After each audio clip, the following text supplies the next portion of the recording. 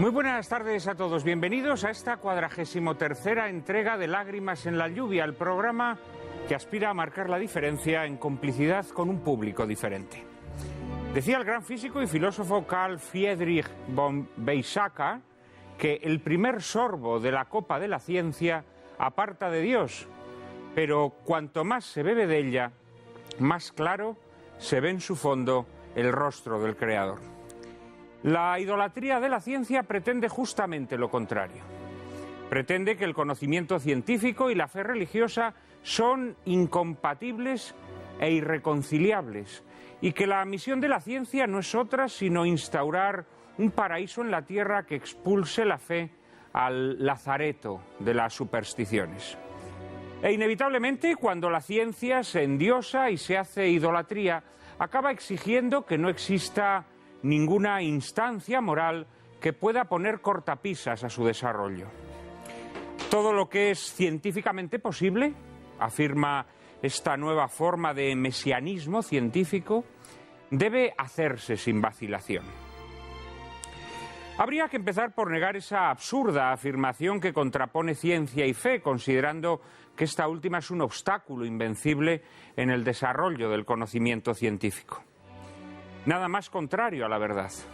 Para un creyente, la ciencia no supone ningún obstáculo a su fe, puesto que ningún logro o avance científico podrán jamás negar la existencia de Dios. Por el contrario, el creyente verá siempre en la ciencia una posibilidad de avanzar en el conocimiento del universo, de las realidades empíricas, en definitiva, de la creación.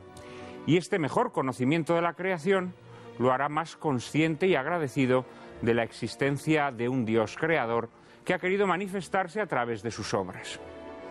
La idolatría de la ciencia pretende, por el contrario, que el conocimiento empírico que nos brinda la ciencia, es decir, el conocimiento de la materia y de sus propiedades, invada ámbitos que le son ajenos. La ciencia, por mucho que avance, no podrá explicarnos jamás la genialidad de una obra artística ni dictaminar sobre nuestros sentimientos, simplemente porque son realidades que no pertenecen al orden material. Y sin embargo, son realidades plenamente existentes que exigen otras formas de conocimiento. La idolatría de la ciencia pretende dar respuesta también a esos ámbitos de la realidad que la ciencia verdadera considera ajenos a su competencia. Pretende convencernos de que la genialidad de una obra artística depende de las reacciones químicas que su contemplación produce en nuestro organismo. Pretende explicar genéticamente la índole de nuestros sentimientos y pretende también negar la existencia de Dios. Negando la existencia de Dios, en el fondo, la idolatría de la ciencia niega la existencia de un logos, de una razón creadora. Y en un mundo carente de razón, sometido por lo tanto al caos, es más fácil defender la actuación de una ciencia liberada de todo tipo de trabas éticas o morales. Una ciencia que ya no se conforma con escudriñar las leyes más íntimas de la naturaleza, sino que aspira a hurgar en ellas a su capricho. Aspira a alterarlas, a contrariarlas, a invertirlas, a abolirlas, en fin, con la coartada de propiciar un mayor progreso humano. Pero ese mesianismo científico que se nos ofrece como una suerte de panacea universal se revela a la postre una trampa saducea. Las coartadas para propiciar un mayor desarrollo humano acaban convertidas en instrumentos de una mayor destrucción humana. Así ocurrió en el pasado en el ámbito de cierta investigación atómica que acabó abriendo las puertas a la creación de armas mortíferas. Así ocurre hoy en el ámbito de cierta investigación genética, por ejemplo. Pero este mesianismo científico que postula que todo lo que puede hacerse debe hacerse sin interferencia de escrúpulo moral alguno, está siendo a la postre la tumba de la verdadera ciencia, que cada vez tiene más dificultades para hacerse escuchar en el concurrido manicomio de una ciencia de mente que en su alocada carrera en pos de beneficios pingües y espectacularidad mediática no vacila en fomentar los métodos más sensacionalistas y en infundir las esperanzas más quiméricas entre quienes padecen enfermedades incurables, con tal de acrecentar su predicamento. Sobre los límites de la ciencia y sobre los males de este mesianismo científico hablaremos hoy en compañía de Nicolás Jouve, Benito Fraile, Emilio Chubieco y el padre Manuel Carreira. Les prometo un coloquio formidable, pero antes, como siempre, María Cárcava les anticipa la película que lo ilustrará. Muy buenas tardes, Juan Manuel, y muy buenas tardes a todos ustedes. Hoy les proponemos que se queden con nosotros para ver el film La isla del Dr. Moreau, en la versión dirigida en 1977 por Don Taylor.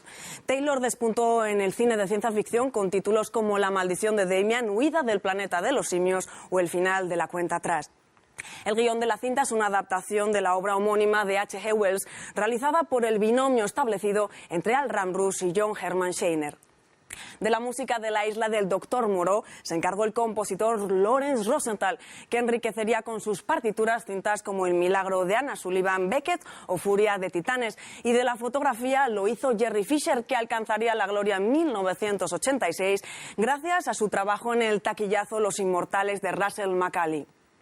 No podemos dejar de mencionar el laborioso trabajo del amanuense que creó los fabulosos efectos de maquillaje de esta cinta, John Chambers, diseñador también del maquillaje del planeta de los simios. En el reparto encontraremos a la cabeza un veterano y atractivo Burt Lancaster, interpretando al temerario y desquiciado Dr. Paul Moreau. A Lancaster le dificultará la continuidad de sus reprobables experimentos un jovencísimo Michael York, protagonista de películas tan emblemáticas como Cabaret o La fuga de Logan, en el papel del oficial de marina Andrew Braddock. York se enamorará perdidamente de la única mujer de la isla, la racial María, interpretada por Bárbara Carrera, que luego alcanzaría la celebridad por sus intervenciones en la serie televisiva Dallas. Completan el reparto Nigel Davenport y un irreconocible Richard Basehart, el Ismael de Moby Dick y protagonista de Los jueves Milagro de Berlanga o La estrada de Fellini. Acompáñenos a una remota isla a 2000 millas de cualquier lugar habitado, en la que un científico tan brillante como demente se erige en Dios creador y señor de la vida y también de la muerte.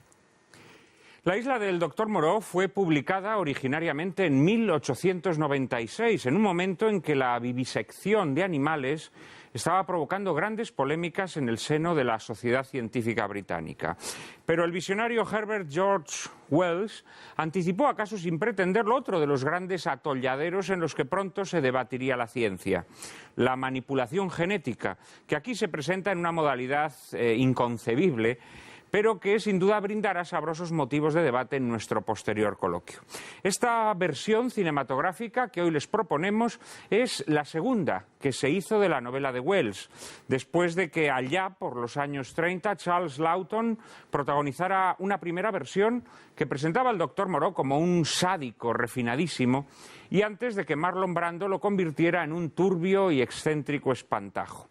Don Taylor convierte la sombría parábola de Wells en una película de aventuras clásica, rodada en los parajes tropicales de las Islas Vírgenes, sostenida sobre las habilidades interpretativas de un Burt Lancaster que prefiere construir un villano mucho más contenido y quizá, por ello mismo, más verosímil y temible que los propuestos por Laughton o Brando.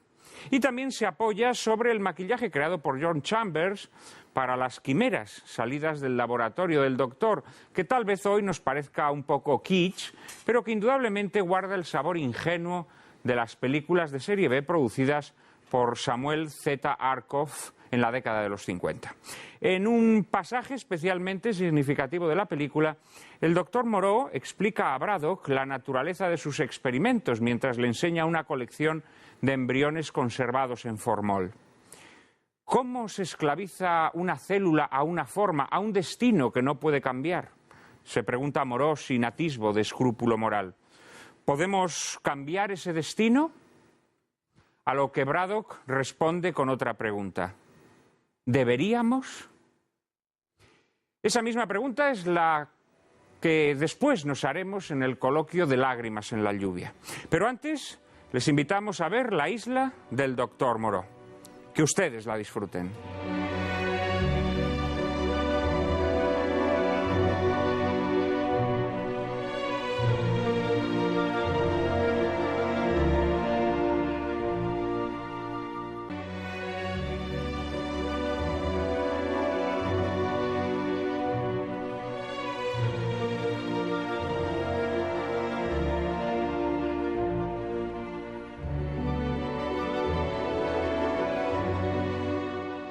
Muy buenas tardes otra vez. Perdido en la inmensidad del océano, apartado de la civilización, sin contacto con el mundo, el doctor Moreau perpetraba sus experimentos de mente sin vigilancia ni control alguno. En Lágrimas en la lluvia no deseamos escapar a la vigilancia y control de nuestros espectadores. Por eso hemos dispuesto una dirección de correo electrónico a la que nos pueden hacer llegar sus propuestas, sugerencias y reproches.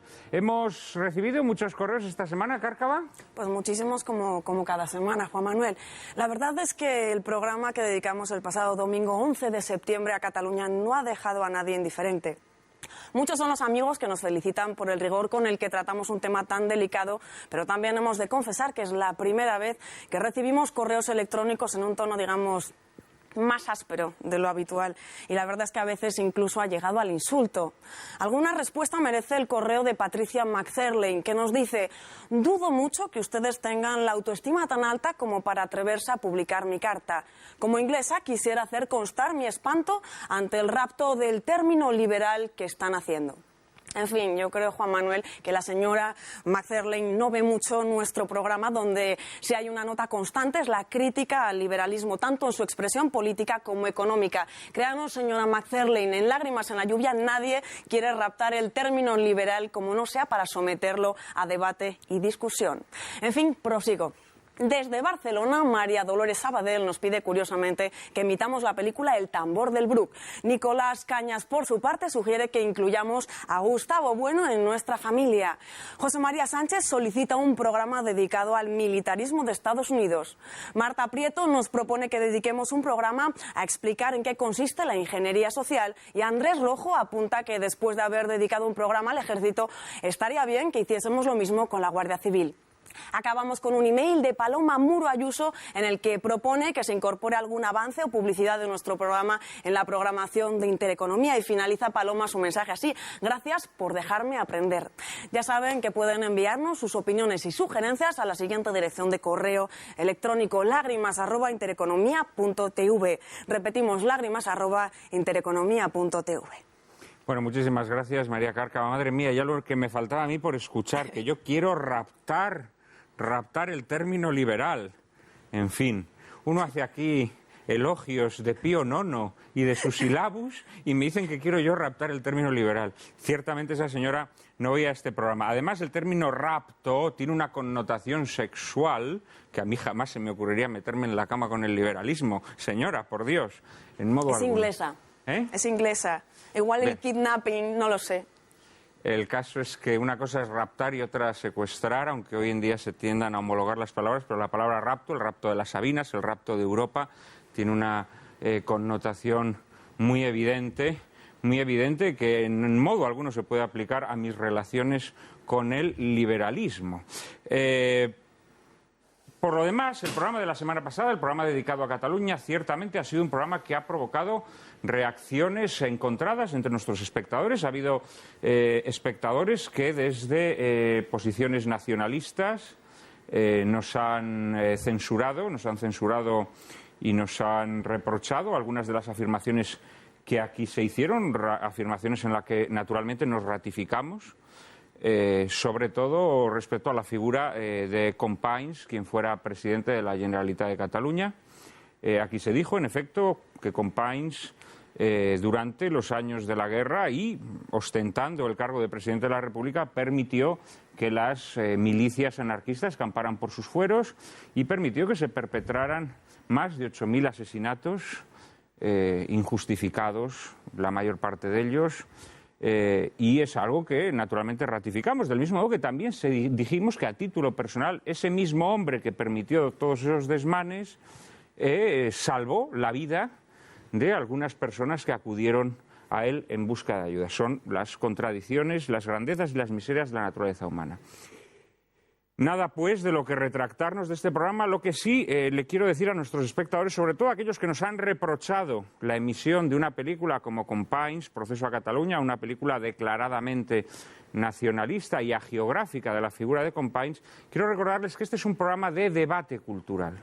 Este es un programa de debate cultural. Este no es un programa para meterle a la gente doctrina en vena y y simplificaciones y consignas ideológicas. Aquí estamos en el debate cultural y ese debate cultural nos exige confrontarnos ante las grandes cuestiones de nuestro tiempo y naturalmente las grandes cuestiones de nuestro tiempo normalmente se desenvuelven en parajes que a este programa no le gustan y que este programa combate, y a veces también esa confrontación tiene que ser con las propias películas que proponen mensajes o que proponen ideas que desde este programa no se comparten, y entonces a través de la palabra las combatimos. Quien no quiera ver un programa de debate cultural, sino que quiera ver un programa donde la gente lanza consignas bien masticaditas, evidentemente Lágrimas en la lluvia no es su programa. Pero nosotros seguiremos haciendo lo que hemos hecho hasta ahora, un programa serio, un programa en el que, naturalmente que sí, podemos emitir una película que sea parte de la línea editorial y en donde discutamos sobre esa película como hicimos en el programa de Cataluña. Por lo demás, nuestros espectadores saben que seguiremos atendiendo sus peticiones. Se nos ha pedido que emitiéramos El tambor del Bruc. Esa era la película en la que yo en principio había pensado para el programa sobre Cataluña, pero desgraciadamente no pudimos emitirla y me temo que no podremos emitirla, puesto que es una película cuyo propietario nos ha revelado que se halla en mal estado, con lo cual no podrá emitirse por televisión. Y todos los asuntos que ustedes nos han sugerido serán incorporados en sucesivas ediciones de Lágrimas en la lluvia. Pero aquí no queremos raptar el término liberal ni locos. Yo por raptar solo raptaría a María Cárcava, ¿me entienden? Pero el liberalismo ni loco. Paso a presentarles a los invitados que nos acompañan hoy, que como siempre ocurre, y siempre nos esforzamos en que así sea, son ases en sus respectivas disciplinas. Hoy, como les decíamos al comienzo, vamos a hablar de los límites de la ciencia. Y para hacerlo está con nosotros Benito Fraile.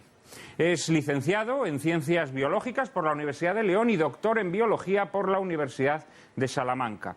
Desde 1992 es profesor titular del Departamento de Biología Celular y Genética de la Universidad de Alcalá. Es autor de varios libros de texto sobre biología celular para las licenciaturas de Biología y Medicina y cuenta con más de 110 publicaciones científicas en revistas internacionales especializadas en la atención de factores de progresión tumoral en el cáncer de próstata y mama. Benito, muchísimas gracias por volver a Lágrimas en la lluvia, es un honor para nosotros. Encantado de estar aquí, gracias por la invitación. Buenas tardes. Del mismo modo que estamos encantados de que vuelva, después de varias intentonas, Emilio Chubieco, quien ya estuviera con nosotros en el programa que dedicamos al ecologismo. Emilio Chubieco es catedrático de Geografía de la Universidad de Alcalá y miembro correspondiente de la Real Academia de Ciencias. Ha sido investigador visitante en las universidades de Berkeley, Nottingham, Clark, Cambridge, Santa Bárbara y Maryland. Ha escrito centenares de artículos y más de 20 libros, entre los que destacaremos Teledetección ambiental y Piénsatelo, descubrir la razón de ser cristianos. En la actualidad, Emilio está organizando un simposio internacional sobre ciencia y religión que patrocina la Fundación Areces. Emilio, muchísimas gracias. ¿Cuándo va a ser este simposio, por cierto? ¿Se va a celebrar en Madrid, sí, imagino? El 10 y el 11 de noviembre. El 10 y el 11 de noviembre, en la sede de la Fundación. Bueno, pues nuestros espectadores que estén interesados ya saben que simplemente tienen que acudir a la página web de la Fundación Areces y allí, supongo, encontrarán ya, o en las próximas semanas, cumplida información sobre este simposio que está organizando Emilio Chubieco. Muchísimas gracias por estar con nosotros. Y visita por primera vez el plató de Lágrimas en la lluvia una persona que yo tenía muchísimo interés en que nos acompañara algún día en un programa de temática científica. Se trata de Manuel Carreira, de la Compañía de Jesús. Es licenciado en Filosofía por la Universidad de Comillas y de Teología por la Universidad Loyola de Chicago. Su formación como científico incluye el máster en Física por la Universidad John Carroll de Cleveland y el doctorado con una tesis sobre rayos cósmicos en la Universidad Católica de Washington. Miembro del Observatorio Astronómico Vaticano, ha sido profesor de astronomía en las universidades de Washington y Cleveland y de filosofía de la naturaleza en Comillas. Autor de obras como Metafísica de la materia, también ha colaborado en proyectos como asesor de la Agencia Espacial de los Estados Unidos, NASA. Muy buenas tardes, Padre Carreira, muchísimas gracias por hacernos el honor de visitar el Plató de Lágrimas en la Lluvia. Gracias por haberme invitado con gente tan ilustre. Es un honor para todos nosotros. Yo tuve conocimiento de su obra y de su trabajo, bueno, y de su persona a través de nuestro común amigo, el doctor Palacios Carvajal, que visitó el Plató de Lágrimas en la Lluvia la pasada Semana Santa, en un programa que dedicamos a la Sábana Santa de Turín. El doctor Palacios Carvajal ha escrito mucho, naturalmente, sobre la resurrección de Cristo y me pasó unos trabajos que usted, Padre Carreira, ha escrito sobre la resurrección desde la óptica del científico, que verdaderamente me parecieron llenos de perplejidades, de vislumbres auténticamente geniales. Así que es un placer para mí que hoy nos acompañe. Y cierra este cuarteto una persona que también estuvo ya con nosotros en un programa junto con Benito Fraile que dedicamos a la manipulación genética. Se trata de Nicolás Jouve, es doctor en Ciencias Biológicas por la Universidad Complutense de Madrid y catedrático de Genética en la Universidad de Alcalá. Su línea de investigación se enmarca en temas de genética, citogenética, mejora y biología molecular de especies cultivadas. De entre su ingente obra destacan Biología, Vida y Sociedad y Explorando los genes del Big Bang a la nueva biología, este libro que tengo entre mis manos, que ya va por su segunda edición y que les recomiendo muy efusivamente a todos nuestros espectadores, puesto que encontrarán respuesta, y respuesta además comprensible para quienes, como yo mismo, somos legos en la materia, a algunas de las más acuciantes preguntas y cuestiones que nos plantea la ciencia en nuestro tiempo. Nicolás Jouve también ha escrito un manual universitario de genética, es autor de más de 200 publicaciones en revistas internacionales, consultor del Consejo Pontificio para la Familia y presidente de la Asociación de Profesionales e Investigadores por la Vida Humana. Nicolás, muchísimas gracias. Muchísimas gracias por tu invitación y encantado de estar aquí también. Es un gusto contar contigo una vez más. Muchas gracias. Y bueno, puesto que eres veterano en estas lides y puesto que de alguna manera la película toca asuntos concomitantes o no concomitantes, directamente relacionados con la genética, sería interesante que nos hicieras alguna reflexión que te haya sugerido esta versión de La isla del Doctor Moreau.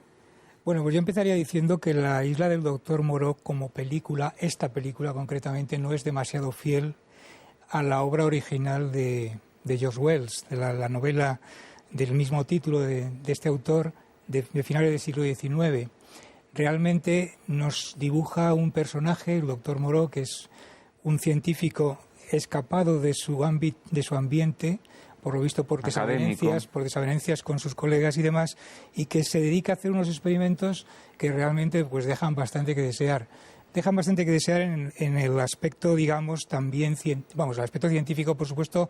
Comentaré de entrada que no tiene ni pies ni cabeza el planteamiento de hacer una transformación de un animal en un ser humano.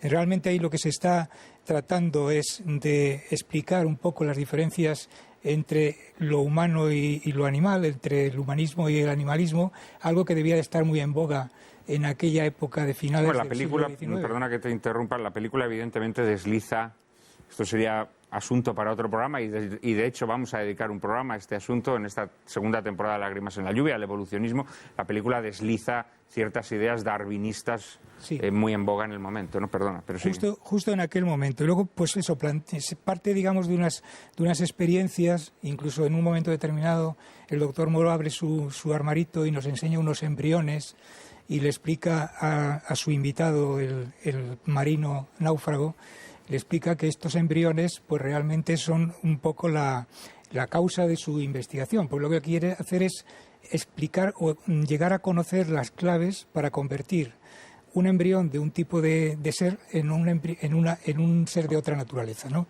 Y entonces, claro, el marino le contesta, no me acuerdo ahora exactamente del nombre, de Braddock, le contesta diciéndole que esto no son experimentos que, o por lo menos expone que éticamente dejan bastante que desear. Pero la idea de la película, en realidad, bueno, la película en sí misma no está muy lograda. Yo creo que además, bueno, pues aparecen tintes también románticos. Por ejemplo, en la novela original no aparece para nada María.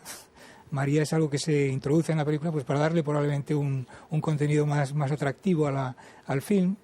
Pero luego, en el fondo, la locura del doctor Moreau pues realmente desdibuja un poco el personaje original de la obra de Wells, porque realmente él lo que quiere es dibujar un poco lo que inspira y lo que impulsa a un científico a hacer investigación.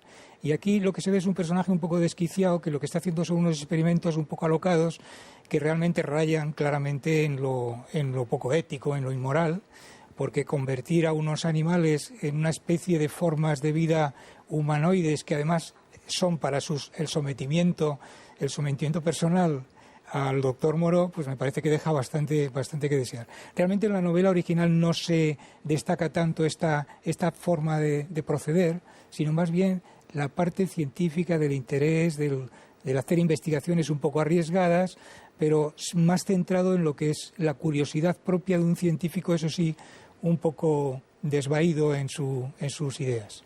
Te quería preguntar, me respondieras muy brevemente, una curiosidad personal. Es evidente que esa metamorfosis, esas mutaciones que pretende el doctor Moreau en organismos adultos son impensables y de hecho la película, pues claro, nos produce cierta gracia pues ver que con esas inyecciones milagrosas, ¿no? Pues de repente que parece la pócima del doctor Jekyll y Mr. Hyde, ¿no? Los animales se convierten en humanos, los humanos en animales.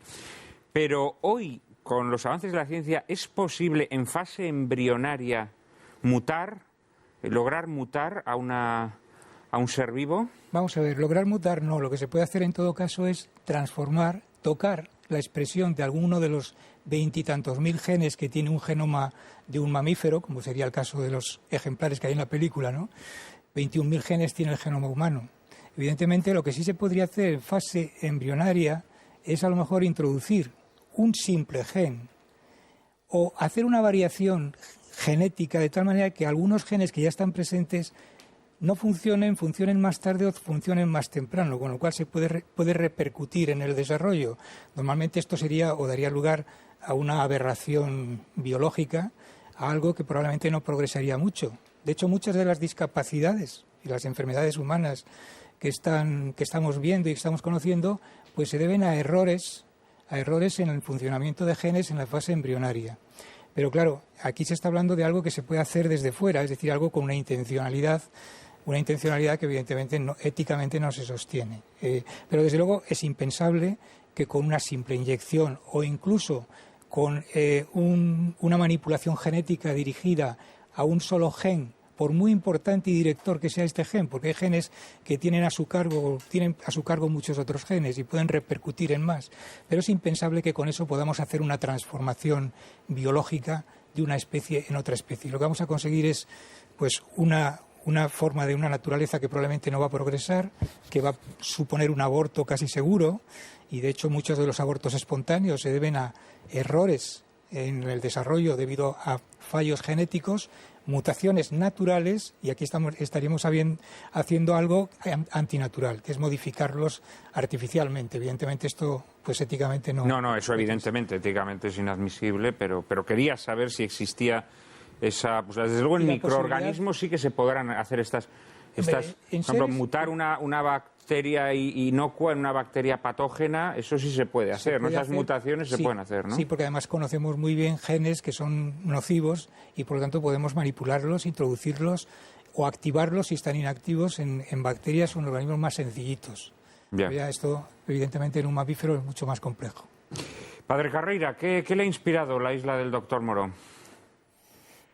Yo diría que primeramente en esa película hay, como ya ha dicho el profesor Howe, errores muy serios desde el punto de vista científico, pero me parece que el impacto de la película es sobre todo la discusión de sus consecuencias éticas y naturalmente todo lo que sea, ya para decirlo de una forma muy general, todo lo que sea actuar sobre un ser humano en un intento no de ayudarle, no de sanarle, no de corregirle una deficiencia, sino de transformarlo en otra cosa distinta. Todo eso es éticamente inadmisible. El ser humano nunca es un animal de laboratorio. El ser humano no es una cosa para experimentar en ella. Y precisamente tenemos en nuestra época reciente el dato verdaderamente aberrante de los supuestos experimentos científicos que se hacían en la Alemania nazi con prisioneros, con personas discapacitadas. Eso nunca será permisible éticamente. Y eso me parece es el mensaje que puede uno extraer de esa película más directamente. Decía usted que no es éticamente admisible intervenir en un cuerpo, en el cuerpo de un ser humano, si no es para sanarlo.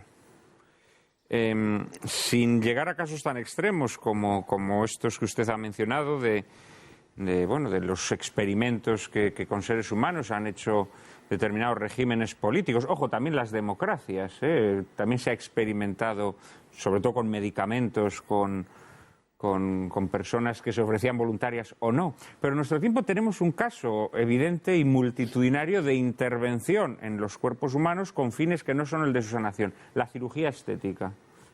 ¿La cirugía estética se puede considerar éticamente reprobable? Yo no he dicho solo... No, yo ya sé que no lo ha dicho, no es una pregunta que le estoy lanzando. Yo no he dicho solo de sanar, dije también o mejorar en alguna forma a ese individuo. Y yo creo que una mejor estética es perfectamente lícita y deseable. Yo ahí difiero de usted. Creo que no... o sea, no creo que sea lícito, ¿no? Que queramos mejorar físicamente. En sí mismo eso no es algo lícito. Eso creo que es un deseo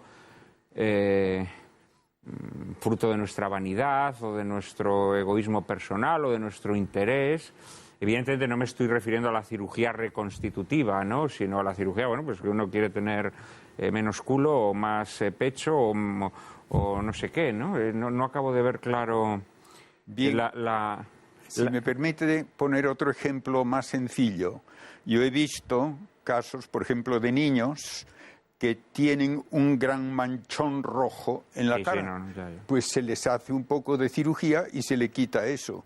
O uno que nace con la nariz torcida, pues se le pone derecha. Y esto me parece perfectamente lícito. Habrá un punto en el que uno debe decir si se está tratando a la persona verdaderamente como un ser humano con una dignidad propia. Y eso es lo que significa precisamente el que solo con el consentimiento informado y para el bien del paciente es lícito el actuar sobre el cuerpo de uno.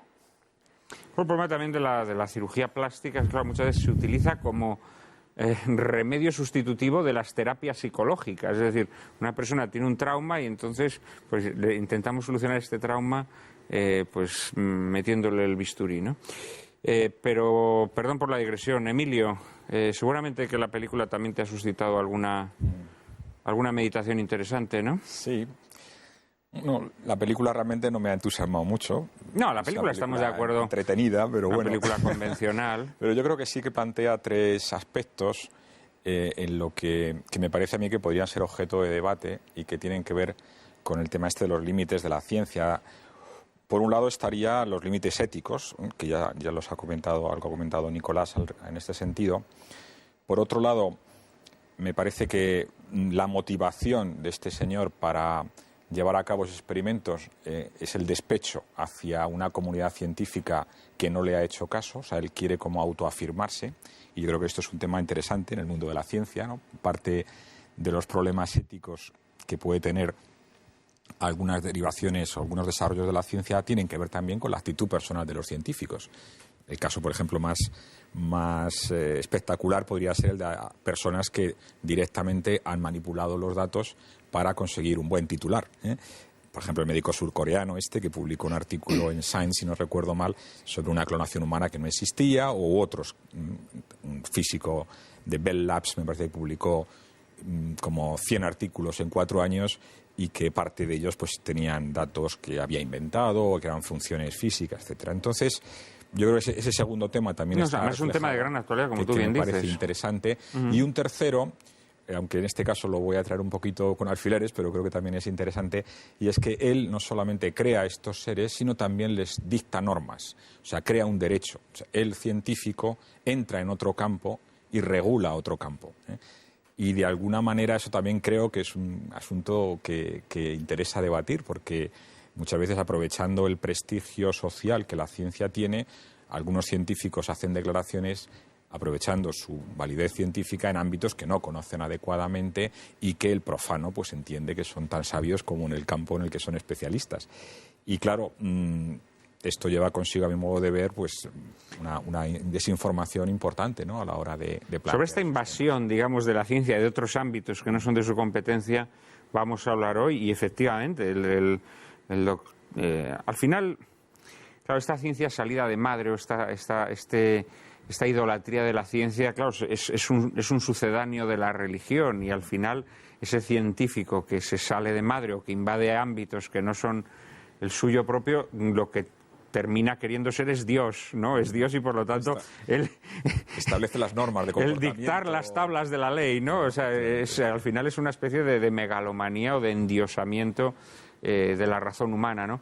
Pero has mencionado un tema muy interesante que tiene que ver con el despecho o ese fracaso de quien se siente preterido, del científico que se siente preterido o expulsado de la comunidad científica y que inicia investigaciones de matute, de tapadillo, que contravienen, pues, todo tipo de ontologías científicas, ¿no? Y esto que la literatura siempre lo ha retratado, el doctor Frankenstein también de alguna manera es un proscrito, en la novela de Mary Shelley, etcétera, etcétera, lo vemos también en nuestra realidad cotidiana. Cuando uno analiza, por ejemplo, la biografía personal y profesional, por ejemplo, de muchos médicos abortistas, lo que descubre es que han sido personas que no han triunfado probablemente en su desempeño, ¿no? Y que al final han desviado de alguna manera esa vocación que en un principio fue una vocación para sanar, pues era una vocación para matar, ¿no? Que es algo terrible, ¿no? Y eso está presente ciertamente en muchos científicos, y ha sido muy, muy atinado que lo hayas sacado a colación. Además del despecho también, yo creo que hay que tener en cuenta que los científicos somos seres humanos también, y que también nos gusta tener notoriedad, ya no solamente movidos por el despecho, sino también por otras motivaciones, pues eso, de adquirir una cierta notoriedad que a veces ha llevado a personas, afortunadamente no tantas, pero ha habido muchos casos que han pretendido pues manipular los resultados de las investigaciones, y bueno, eso ha llevado consigo a un pequeño desprestigio de la ciencia, ¿no?, cuando se descubre que esto no era muy... Pero claro, al fin y al cabo, la búsqueda de la verdad es la clave de cualquier investigación científica. Y a veces los lapsus linguae tienen más razón que las palabras bien dichas. Porque has dicho por despacho, has dicho no, perdón, por despacho, no por despecho. No, por despecho y por despacho. Por despecho, por resentimiento, y por despacho porque quieren un despacho más grande. O sea que lo has dicho muy bien. Cerramos esta primera ronda con Benito Fraile, a quien supongo que la película tampoco le ha encandilado, ¿no? Efectivamente, yo estoy de acuerdo con Emilio, no solamente en cuanto a que la película no me ha maravillado, sino lo que él ha aportado también, de que muchas veces los científicos, movidos por ese afán de protagonismo, por sentirse alguien, por esa autoafirmación y vanidad, pues llevan a cabo cosas a veces aberrantes. Y eso ocurre en la realidad, no solamente en una ciencia ficción, sino que es una cosa que a diferentes niveles, a nivel pequeño, a nivel grande, ocurre. Y ocurre bastante en la ciencia. Por desgracia, ocurre bastante en la ciencia. Y se ve cómo el doctor Moreau encuentra en esta isla su paraíso, donde él puede jugar a ser Dios, dar vida, y lo peor, lo que tú decías, dar leyes, como legislador y dador de la vida, con derecho a la vida de los demás. Pero también hay un aspecto interesante. En la película se plantea el tema de la humanización de animales. Cómo conseguir a partir de un animal, pues a alguien con aspecto humano que luego le pueda usar como criado, en fin, utilizarle de alguna manera. Y también se ve la animalización de humanos. Cómo intenta con el protagonista convertirle en un animal. Ambos se rebelan. Tanto el animal a dejar de ser animal como el humano a dejar de ser humano. se impone una ley humana a unos animales que no le corresponde. Entonces, por eso en la investigación es fundamental tener muy claro la naturaleza de aquello con lo que estamos trabajando. Si no conocemos perfectamente esa naturaleza y no la respetamos, se nos vuelve contra nosotros, como le pasó al doctor Moreau. La propia ley que él creó, que dio a unos animales que no les competía, esa misma ley se volvió contra él. Y precisamente ellos, obrando al modo animal, transgredieron esa ley, que era una ley humana, y lo mataron. Se volvió contra él, precisamente. Siempre que actuamos en la naturaleza, en contra de la naturaleza, se vuelve contra nosotros, a corto o a largo plazo, pero siempre se vuelve. Es algo inevitable. Es muy interesante también las reflexiones que ha hecho sobre esta humanización de los animales, ¿no? Porque de alguna manera es muy curioso. Hoy La isla del doctor Moreau, la novela de Wells, la leemos desde una perspectiva distinta, ¿no? Puesto que luego los avances de la genética, aunque sabemos que los que aparecen en esta novela son inverosímiles, pero bueno, nos hacen verla desde esa perspectiva. Pero en realidad Wells, que fue ante todo un ideólogo, no debemos olvidar esto, H.G. Wells fue un ideólogo materialista, feroz, quizá uno de los grandes antagonistas de Chesterton, para que la gente se sitúe, ¿no? Intercambiaron diatribas sobre asuntos que tenían que ver con la moral, con la religión, con la política, etcétera, etcétera.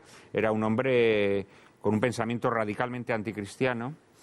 Él concibe esta novela primero como un alegato en contra de la vivisección, y de alguna manera lo que trata es, en un desarrollo darwinista disparatado, ¿no?, de hacernos ver pues que una pantera o un oso o una hiena son de alguna manera antepasados del hombre, ¿no?, que en estado de darwinismo un poco totum revolutum, ¿no? Pero de alguna manera ese alegato que introduce Wells en su novela ha prolongado su vigencia hasta hoy, y ahí tenemos casos, por ejemplo, los derechos de los animales, que de alguna manera también sería hacer titular de leyes a seres que no pueden obligarse, y al no poder obligarse, los animales no pueden obligarse, es, en términos estrictamente jurídicos, es un poco demencial que puedan ser titulares de derechos, ¿no? O sea que de alguna manera en esta novela se están planteando temas que con el paso del tiempo van a tener muchísima vigencia. Vamos a dejarlo durante apenas un minuto y enseguida estamos hablando con todos ustedes y metiéndonos ya en harina sobre los límites de la ciencia.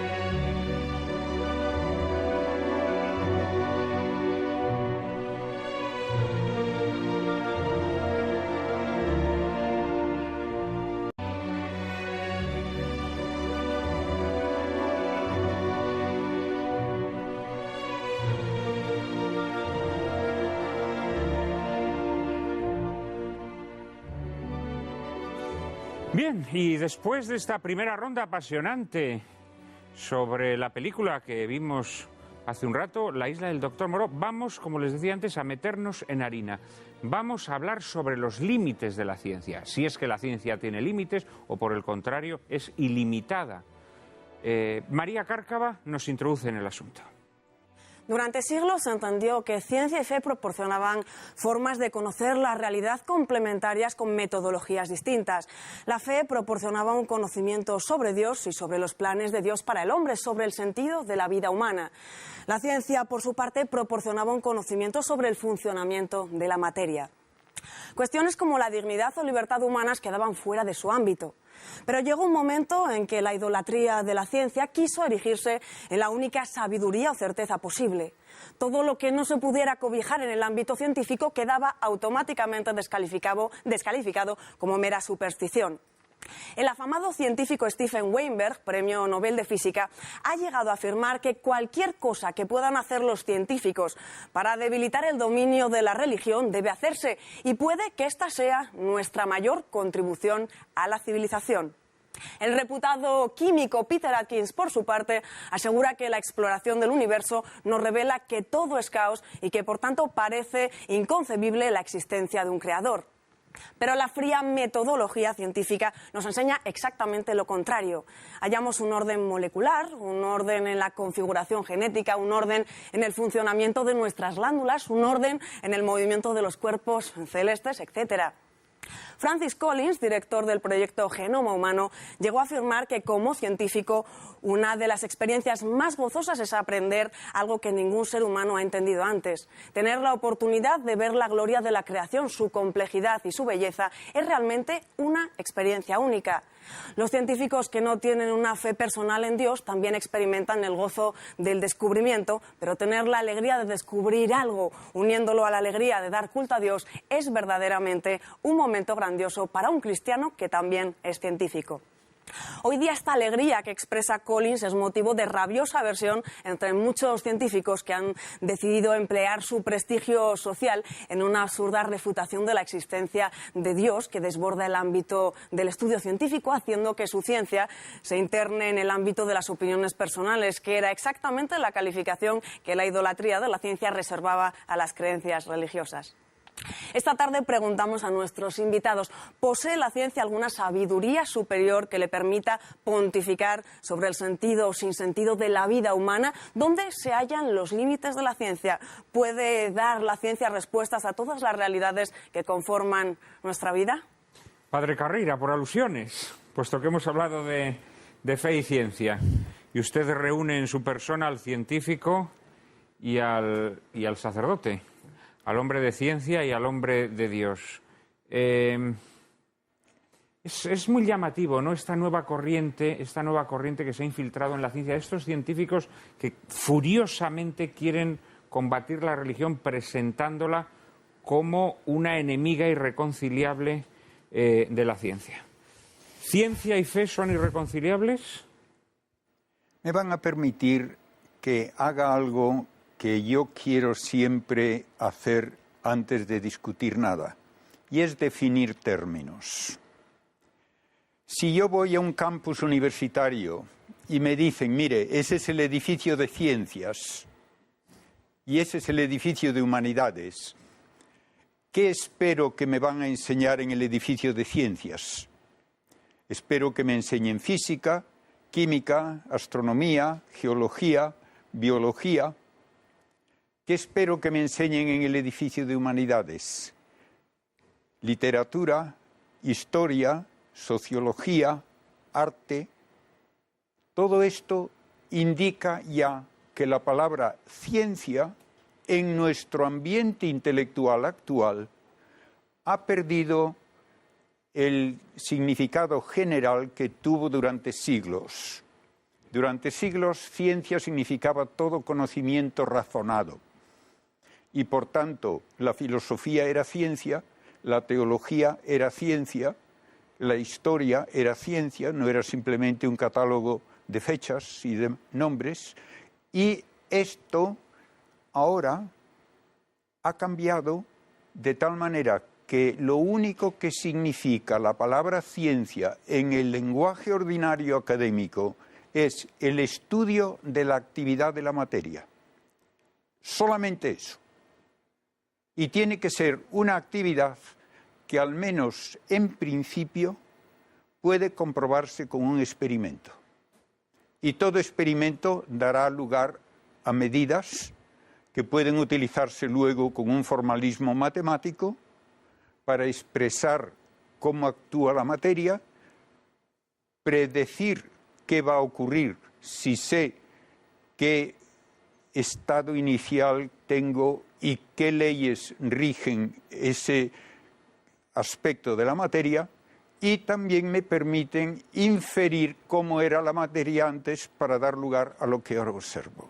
Pues bien, toda la ciencia moderna me dice que lo único que hace la materia es transformar a la materia mediante 4 interacciones o fuerzas que llamamos la gravitatoria y la electromagnética de largo alcance y la nuclear fuerte y la nuclear débil de muy corto alcance.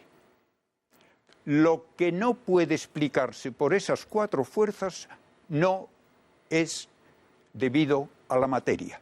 Así tajantemente hay que decirlo. Por lo tanto, como científico, si yo digo, por ejemplo, que una poesía se debe a la materia y no a un espíritu humano, tengo que decir cómo paso de una de estas fuerzas a la belleza de la poesía. Como eso no se puede hacer, todo lo que es arte, plástico, literario, musical, queda fuera del ámbito de la ciencia. Usted sabe que ahora hay científicos o pseudocientíficos, algunos así de pelo escarolao, divulgadores, ¿no?, que sí, que explican que se escribe una poesía o nos emocionamos con una poesía por reacciones químicas que se producen en nuestro organismo. Ningún científico dice que una reacción química o física produce información, contenido de ideas. Ninguno. Y si no, díganme quién lo dice. No, científicos no, pseudocientíficos bastantes. Pseudocientíficos los hay a montones. Ningún científico le aceptará a usted, por ejemplo, que yendo al laboratorio depende de que usted dé una orden a unos productos químicos sobre la mesa para que haya una reacción o no la haya. Nadie dirá eso jamás. Se dice que la materia tiene esas 4 maneras de producir efectos que siempre son solamente transformaciones del estado de la materia y que, además, esos efectos son algo que se debe a la naturaleza de las cosas. Si usted quiere decirlo de una manera muy elemental, las cosas hacen lo que hacen porque son lo que son. Y por eso podemos establecer lo que llamamos leyes de la naturaleza, que no se las impone nadie a la naturaleza, sino que es una expresión generalizada de un modo de proceder que se debe a lo que la naturaleza es. Ese sería el ámbito de la ciencia, lo ha identificado extraordinariamente, con rigor de entomólogo. ¿Y cuál sería el ámbito de la religión? El ámbito, antes de meterme en la religión, de lo que no es experimentable, de lo que no se puede atribuir a esas 4 fuerzas, implica arte, literatura, filosofía, teología.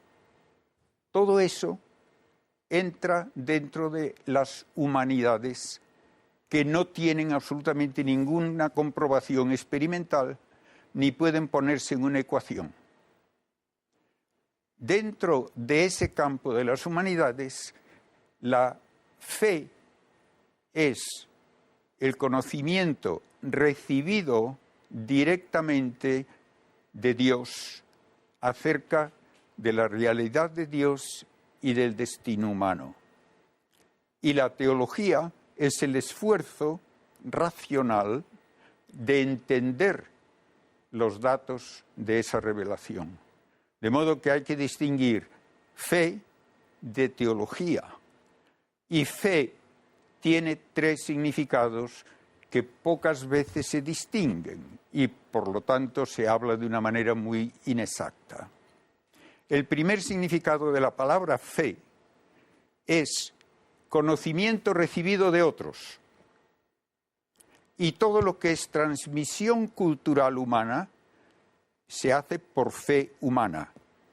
Y el pasado que bueno, también la fe religiosa, la tradición. Perdón, que pues estoy aún hablando de la fe humana. La fe humana es el único camino por el cual podemos conocer el pasado. Y la fe humana es la que permite que nos ahora aprovechemos de todo lo que hizo la humanidad con los genios más valiosos a lo largo de su historia. Y por esta fe humana adquiero certeza en contra de mi experiencia y en cosas que no entiendo. Y doy un ejemplo. Por mi experiencia, yo diría que mi mano es sólida y esta silla también. Por la teoría atómica sé que no es así. Creo la teoría atómica, no creo a mi experiencia. La mecánica cuántica, nadie la pone en duda, está extremadamente bien comprobada, pero uno de los que más contribuyeron a ella, Richard Feynman, dice taxativamente: puedo afirmar sin miedo a que nadie me contradiga que no hay nadie en el mundo que entienda la mecánica cuántica, pero se acepta. De modo que la fe humana me da la mayor parte de mi conocimiento, me da certeza aun en contra de mi experiencia y en cosas que no entiendo. Pues bien, por fe humana, debo saber si de hecho se ha dado una comunicación de verdades que vienen directamente de Dios. Y eso es el fundamento del cristianismo. El cristianismo no es una mitología, no es una filosofía, es el hecho histórico atestiguado por testigos dignos de fe, de que Cristo existió, de que demostró ser Dios con sus milagros y que se transmite la enseñanza infaliblemente porque Él prometió que haría lo necesario para que no se trastocase esa enseñanza, estableciendo una iglesia con una ayuda constante de un Espíritu Santo divino que la libra de error. Todo esto se basa en el testimonio de los apóstoles que dieron su vida por ese testimonio.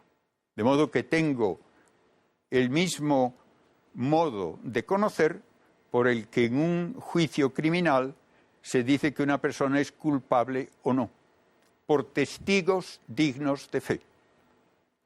Una vez que tengo esto, entonces es de suponer que la revelación divina no va a ser para librarme a mí del trabajo de estudiar ciencia. No va a decirme nada de ciencia. Me dirá algo importantísimo, mucho más. ¿Cuál es la relación de mi existencia con Dios y cuál es mi destino eterno? Y eso, naturalmente, como no puede jamás someterse a una prueba de laboratorio, queda totalmente fuera del ámbito de la ciencia. Emilio, escuchabas muy atentamente al padre Carreira. Claro, tú has reflexionado no? mucho sobre estos temas, ¿no? Y ciertamente, pues ahora hay un interés por parte de algunos científicos en que la ciencia colonice, digamos, el ámbito, ámbitos que no eran suyos, ¿no? De explicaciones científicas, digamos, entre comillas, a realidades que exigen otro tipo de explicaciones. El padre Carrera decía la reacción que nosotros produce la lectura de un hermoso poema o de un tratado de filosofía.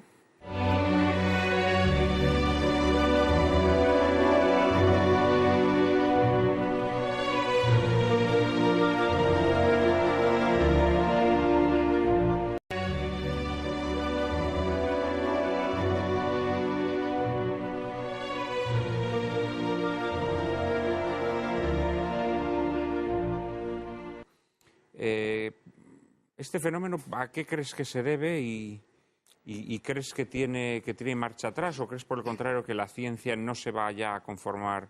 O sea, que se ha abierto una caja de Pandora y que la ciencia lo quiere colonizar todo. Bueno, me parece que habría que distinguir entre la ciencia como un término abstracto y la actuación concreta de algunos científicos o pseudocientíficos, que es otro tema bastante distinto en general.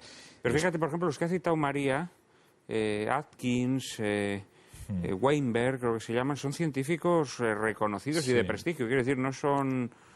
Son científicos reconocidos que empeñan gran parte de sus esfuerzos en el descrédito de la fe religiosa de forma obcecada y casi un poco ridícula, ¿no? Porque... Sí. Bueno, es como si un científico se empeñara en acabar con el fútbol, ¿no? Pues sería una labor que uno puede juzgar más o menos razonable, pero que no tiene que ver propiamente con su actividad científica. O sea, uno en los ratos libres puede acabar con la religión, con el fútbol o con lo que le parezca a su modo de ver que pueda afectar a la humanidad, pero no creo que eso sea algo que ha obtenido como conclusión de su investigación científica, que es otro tema distinto.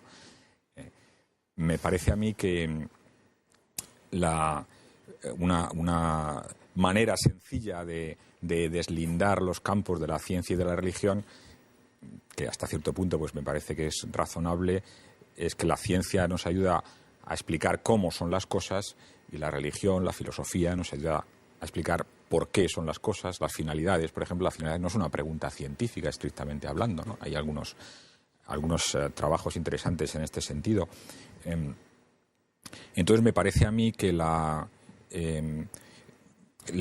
prestigio... entendemos aquí el sentido de las cosas, el sentido de la vida, el sentido por ejemplo, de lo que hacemos. Si nosotros tomamos un cuadro, analizamos un cuadro de Van Gogh y vemos su estructura química, la distribución de los colores, la textura, cómo está el lienzo, entendemos una pequeña parte de lo que está representándose ahí, pero no entendemos el conjunto. O sea que la ciencia se acerca a la realidad y tiene una contribución muy importante a la realidad, no cabe duda, pero no explica toda la realidad. Hay muchas cosas que exceden y que requieren otro acercamiento intelectual. Por ciencia no vamos nunca a explicar el amor de una madre a un hijo o la belleza que nos inspira un paisaje o una obra de arte. Entonces, yo creo que el reduccionismo... Te digo lo mismo que al padre Carrera, sabes que sí hay pseudocientíficos que lo hacen. No, pero es que creo que es importante... Bueno, eso sería una discusión que podría llevarnos un poco más lejos, pero creo que es muy importante distinguir entre los efectos y las causas. Es como si alguien que esté... Ahora mismo la informática, como sabes, permite que podamos acceder a un ordenador desde un lugar remoto. Ahora tengo una de las chicas que trabaja conmigo, está en Estados Unidos trabajando y accede al ordenador de Alcalá desde Estados Unidos. Claro, si imprime su impresora algo y alguien está allí mirando, pues puede pensar que el ordenador se le ha ocurrido a él solo imprimir algo. No, es que hay alguien que está dirigiendo eso. Claro, evidentemente eso se manifiesta en unas consecuencias físicas. Esa decisión se manifiesta físicamente, igual que el amor de una madre, pues en el cerebro se podrá mostrar en que las neuronas de cierto lugar se activan de una manera o de otra. Pero esa es la causa o es la consecuencia de... ¿no? Para mí está claro que es la consecuencia, porque somos espíritu y somos materia. La materia manifiesta también nuestra actividad espiritual, pero eso no quiere decir que la cause. Es un tema... Entonces, bueno, yo creo que el prestigio social de la ciencia ha hecho a veces que algunos científicos, yo creo que la mayor parte no tienen ese planteamiento, hayan intentado reducir la realidad a aquello que es empírico, a aquello que es material, ¿no? Y eso es un a priori filosófico, no es un planteamiento científico estrictamente hablando.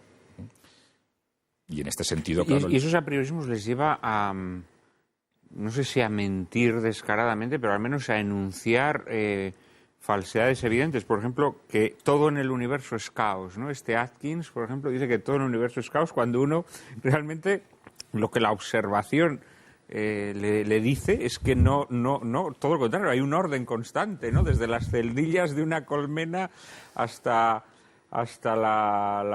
las cadenas de cromosomas, ¿no? O sea, quiero decir, hay un orden, uno descubre un orden y sin embargo ellos dicen lo contrario, se dicen que no, que todo es un caos, ¿no? Sí. Bueno, depende a la escala a la que uno quiera analizarlo, pero en fin, ahí la mecánica cuántica que nos hablaba antes el padre Carreira nos puede ayudar en este sentido, pero la vida corriente de la inmensa mayoría de la gente no tiene en cuenta la mecánica cuántica, ¿no? Si uno abre el periódico y descubre que el 80% de las noticias con las que la gente está preocupada no tienen realmente un componente científico, ¿no? El hambre en Somalia o la guerra de Libia o tantas cosas que nos preocupan cotidianamente, pues tienen una pequeña parte que es explicada por la ciencia, pero la inmensa mayoría es explicada por la libertad humana, ¿no? Con ese afán de colonizar ámbitos que no le corresponden, la ciencia también, o cierta ciencia, ha enloquecido. Tú que eres geógrafo recordarás perfectamente una noticia que salió en la prensa, pero que recogía un estudio que se había hecho en alguna revista científica en la que se decía que era bueno que hubiese incendios para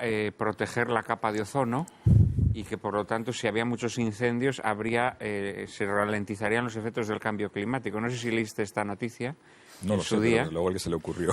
No, pero verdaderamente son cosas alucinantes. No, pero claro, yo es que lo que veo, o sea, ahora ya muchos científicos que ellos parten de un apriorismo y lo que hacen es reunir datos que justifiquen ese apriorismo, ¿no? Y de tal manera que pues no sé, pues partes de, no sé, de cualquier cosa, ¿no? De que lo normal en los seres humanos es tener 6 dedos en cada mano, ¿no? Y que tener 5 es una anomalía. Entonces se empiezan a recolectar datos de forma alambicada, grotesca, y al final sí se hace un tratado que lo normal, que lo sano es tener 6 dedos en cada mano y que lo patológico es tener 5. Lo curioso es que cuando llegamos a eso, en realidad se está saliendo del rigor científico el que afirma eso. Y sí, eso claro.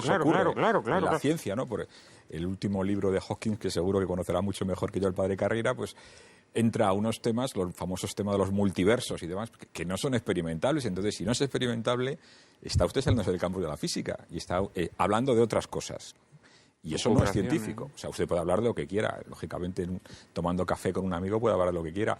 Pero atribuirse, digamos, la sabiduría que tiene como científico para hablar de cosas que no son estrictamente científicas, porque no son experimentales, porque no son empíricas, es cuando menos contradictorio. Benito y Nicolás. Sí, yo creo que la ciencia por sí misma busca el conocimiento de la verdad. Un científico honrado busca conocer la verdad, las cosas como son. No como aparentemente las vemos, sino como son. Para eso hace falta un modelo experimental y también un conocimiento no experimental.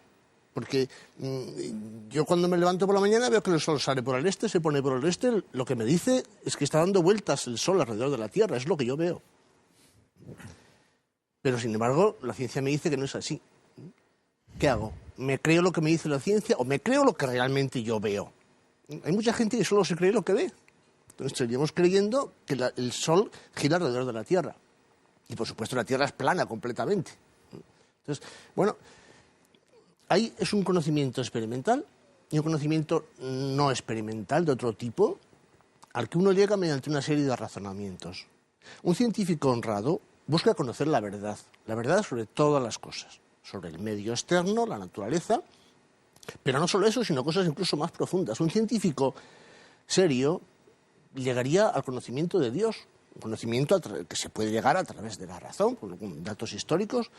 Bueno, y de las obras de la creación, digámoslo así, ¿no? A través del estudio de la naturaleza. Incluso el conocimiento de Jesucristo, la persona de Jesucristo, mediante datos históricos y demás. O sea que todo esto, si somos serios, llegamos al conocimiento de la verdad, también en el aspecto de nuestra relación con Dios.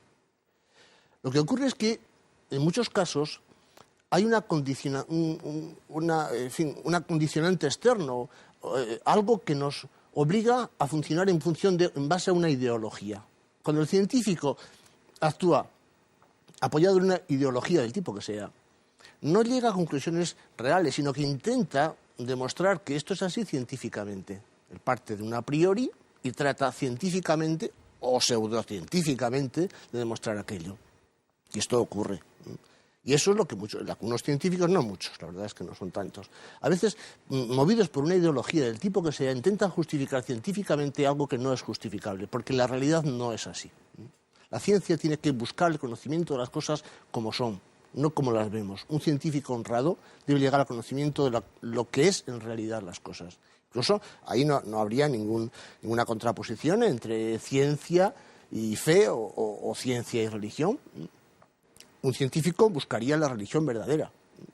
Buscando esa verdad, llegaría a encontrar al Dios verdadero, incluso discriminándolo entre las muchas religiones que hay. Yo creo que en ese aspecto es un tema de seriedad, no estar manipulado por una ideología del tipo que sea. La contaminación ideológica en nuestra época es cada vez mayor. Sí. De tal manera que hasta disciplinas o dedicaciones que en un principio pues exigen un cierto apartamiento de ese ruido, de esa confusión ideológica, pues están siendo infectadas por ella, ¿no? Y esto... Pero es que incluso es la propia sociedad la que nos va contaminando con ello. Y a base de repetir eslóganes y cosas que salen en los medios de comunicación, uno acaba aceptando, dando por sentado una serie de bases que no tienen tampoco una rigurosidad científica, sino simplemente es una manera de funcionar, más bien son razonamientos ideológicos que nos calan y nos influyen también en nuestro conocimiento científico, o conocimiento del tipo que sea, tanto experimental como no experimental. Nicolás. Sí. Vamos a ver. Bueno, todo lo que se ha dicho es completamente concorde a mi propia forma de pensar, de modo que para evitar repeticiones, pues yo voy simplemente a referirme a algo que yo creo que también tiene que ver con todo esto. Y me refiero a qué es el ser humano. El ser humano es un ser inteligente. Es el único ser de la naturaleza que vive conscientemente su vida. El único que sabe que está aquí y que en el momento que está aquí se hace preguntas. Eso es algo que tenemos todos dentro, el sentido, digamos, de la curiosidad lógica de qué hago yo aquí, qué es esto que me rodea, qué me espera. El sentido también de trascendencia inmediatamente salta porque nosotros tenemos que dar respuestas que son incluso lejanas a esa realidad cotidiana del entorno más físico que nos rodea. Pero inmediatamente tenemos que decir, bueno, somos Homo sapiens, somos, por lo tanto, seres racionales con capacidad de conocer, con capacidad de indagar y de encontrar respuestas ¿a qué? Y ahí es donde está la ciencia. La ciencia lo único que puede dar respuestas es a cuestiones, como bien decía el padre Carreira, que son materiales, es decir, que son de naturaleza material, que yo puedo someter de alguna manera a un experimento. ¿La ciencia cómo funciona? Pues funciona a base de hipótesis que se crean para después someterlas a unos protocolos experimentales y demostrar si hay verdad o no hay verdad en esa hipótesis inicial. Si es cierto lo que yo había pensado, pues lo voy a aceptar provisionalmente porque también tengo que demostrar que no es falso. Hay un principio, digamos, de falsación que también hay que demostrar. La ciencia es muy exigente con sus conocimientos y por eso yo quería también decir aquí que, hombre, la verdad científica hay que respetarla bastante, siempre y cuando sea honesta, sea verdadera y no esté contaminada por esas ideologías que a veces nos asaltan. Es decir, la ciencia tiene un marco muy concreto, que es el mundo de lo material, de la naturaleza material, y lo que hace un científico normalmente es conectar esos descubrimientos que hace en su trabajo con el resto de los conocimientos previos que ya ha habido. Es decir, yo creo que una visión más universal de la ciencia es precisamente conectar piezas individuales de conocimiento con piezas más amplias para ir precisamente construyendo pues la sabiduría. Al fin y al cabo, la sabiduría es el conocimiento más completo que nosotros podríamos concebir. Y uno de los instrumentos que la naturaleza que Dios nos ha otorgado, que es el razonamiento, uno de los instrumentos que tenemos es la ciencia. Pero inmediatamente, claro, por supuesto, hay que decir que no todo conocimiento es abordable con el método científico. Porque todo lo que es inmaterial, todo lo que forma parte del espíritu, esas preguntas como las que aquí se han formulado, bueno, ¿existe Dios? ¿Qué es el amor? ¿Qué es la vida?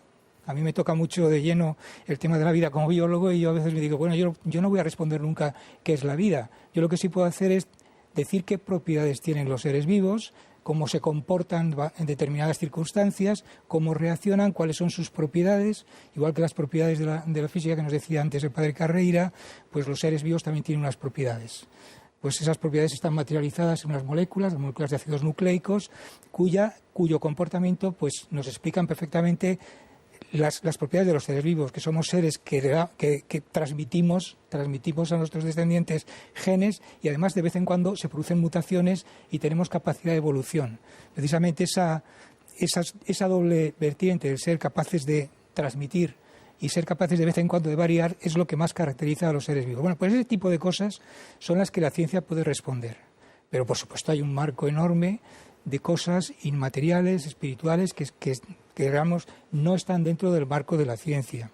Hay un autor británico, Richard Dawkins, que es el autor de una serie de obras que han sido muy famosas, El gen egoísta, En busca del monte perdido, en fin, El relojero ciego, etcétera, etcétera, que es marcadamente agnóstico.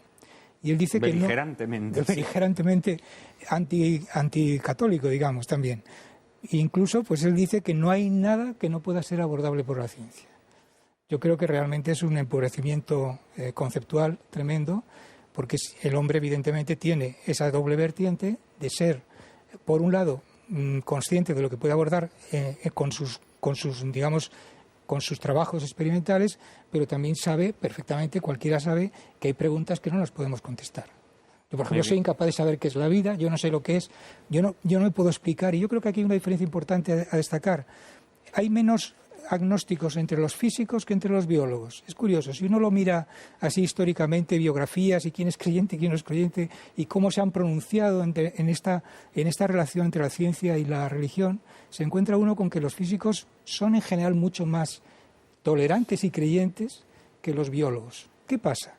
Que los físicos se encuentran con una pregunta que no tiene respuesta, en mi opinión no la tiene, el padre Carrera me puede corregir, que es de dónde viene todo, es decir, el origen de todo.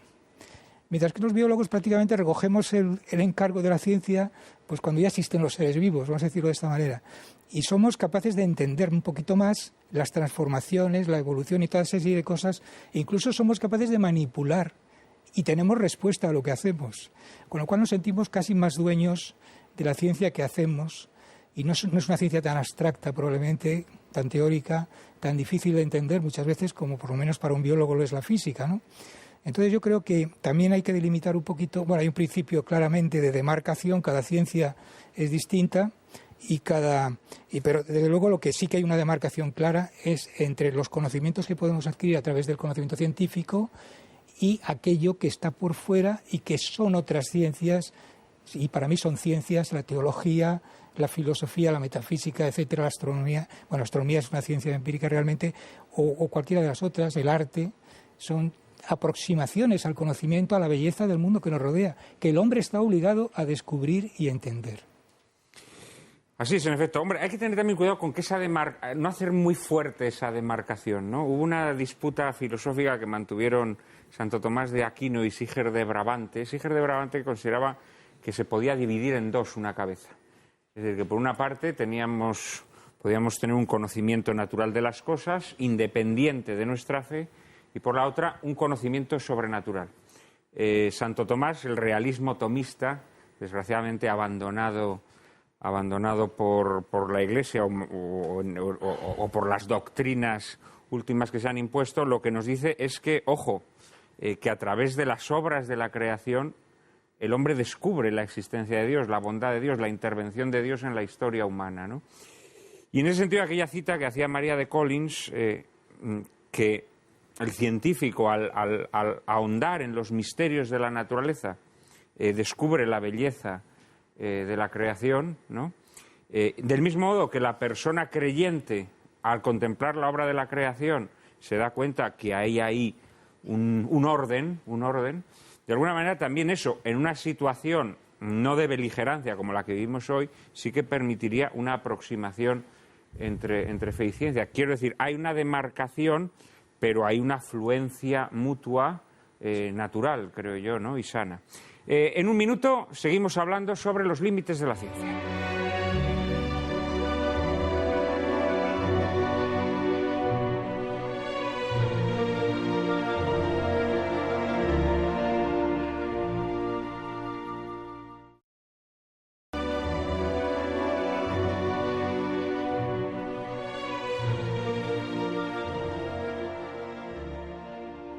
Estábamos hablando, muy buenas tardes otra vez, estábamos hablando de los límites de la ciencia, de esa confrontación casi belicosa, podríamos decir, entre esa ciencia endiosada que ha decidido que la religión tiene que ser expulsada a los suburbios de las supersticiones y que nada tiene que decir sobre las realidades de la vida. Y naturalmente hay muchos científicos que se han sumado a esta tesis y otros naturalmente más cuerdos o menos soberbios que la combaten. Seguramente el padre Carrera de esto sabe mucho. Voy a mencionar que hay científicos que cumplen el dicho de que todo hombre es naturalmente filósofo y por tanto que no se limitan a hablar como científicos. Unas veces correctamente, otras incorrectamente. Steven Weinberg, premio Nobel, al que se citó antes, tiene un libro que se titula Los 3 primeros minutos. Habla del origen del universo y su evolución. El último párrafo del libro es verdaderamente desolador. Dice textualmente: cuanto más conocemos el universo, más absurdo parece.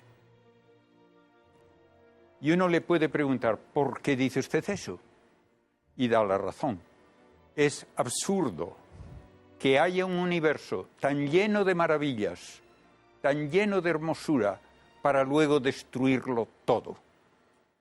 Y la ciencia no me da alternativa.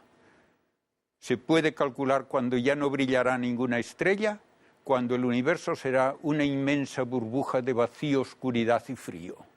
Entonces, ¿para qué todo? Y como no tiene otra respuesta, dice, el universo es absurdo. Y otro científico, después de un congreso también de astrofísica, decía, el universo parece ser una broma de mal gusto. Si uno no ve nada más que lo que hace la materia, el universo es absurdo. Otro ejemplo reciente, Hawking escribe un libro, El gran diseño, donde dice la estupidez mayor que puede decir un científico como físico. Dice que la nada, por gravitación, da origen a múltiples universos. ¿Para qué científico hay gravitación si no hay materia? La gravitación es el resultado de la existencia de materia. La nada no puede dar nada de sí porque no tiene propiedad alguna. Einstein, en una ocasión en que le preguntaron si pensaba que la física podría finalmente explicarlo todo, contestó, tal vez, pero no tendría sentido. Dice, sería como decirme que da lo mismo ver una gráfica de presión atmosférica cuando está tocando la orquesta que escuchar una sonata de Beethoven. No es lo mismo. Y finalmente, lo que quiero subrayar es que la racionalidad humana tiene como efecto universal la búsqueda de verdad, belleza y bien. Toda verdad en todos los campos, y la verdad es decir que las cosas son lo que son realmente, no lo que a mí me gustaría. Busca belleza, busca orden y armonía en todos los niveles y busca el bien que finalmente implica relaciones personales, y ahí está la base de la dignidad humana del hombre como sujeto de derechos y deberes. Y la racionalidad busca entender, y por eso se basa en los tres principios de la lógica. El de identidad, las cosas son lo que son, me guste o no me guste, y por eso hacen lo que hacen. El de no contradicción, no vale lo mismo decir sí que no ante una pregunta que no es equívoca. Y muy importante, el principio de razón suficiente. Hay que dar una explicación coherente en que hay una conexión lógica entre la causa que se propone como explicación y el efecto que se quiere explicar. Y hoy está muy de moda, pero muchísimo, el olvidarse de este tercer límite del razonamiento. ¿Por qué ocurre tal cosa? Ah, porque sí. Si usted dice porque sí a un niño, el niño no acepta eso. ¿Por qué existe el universo? Porque sí. ¿Por qué aparece la vida? Porque sí. Como eso suena muy mal, dicen por azar. ¿Es el azar una fuerza física? No.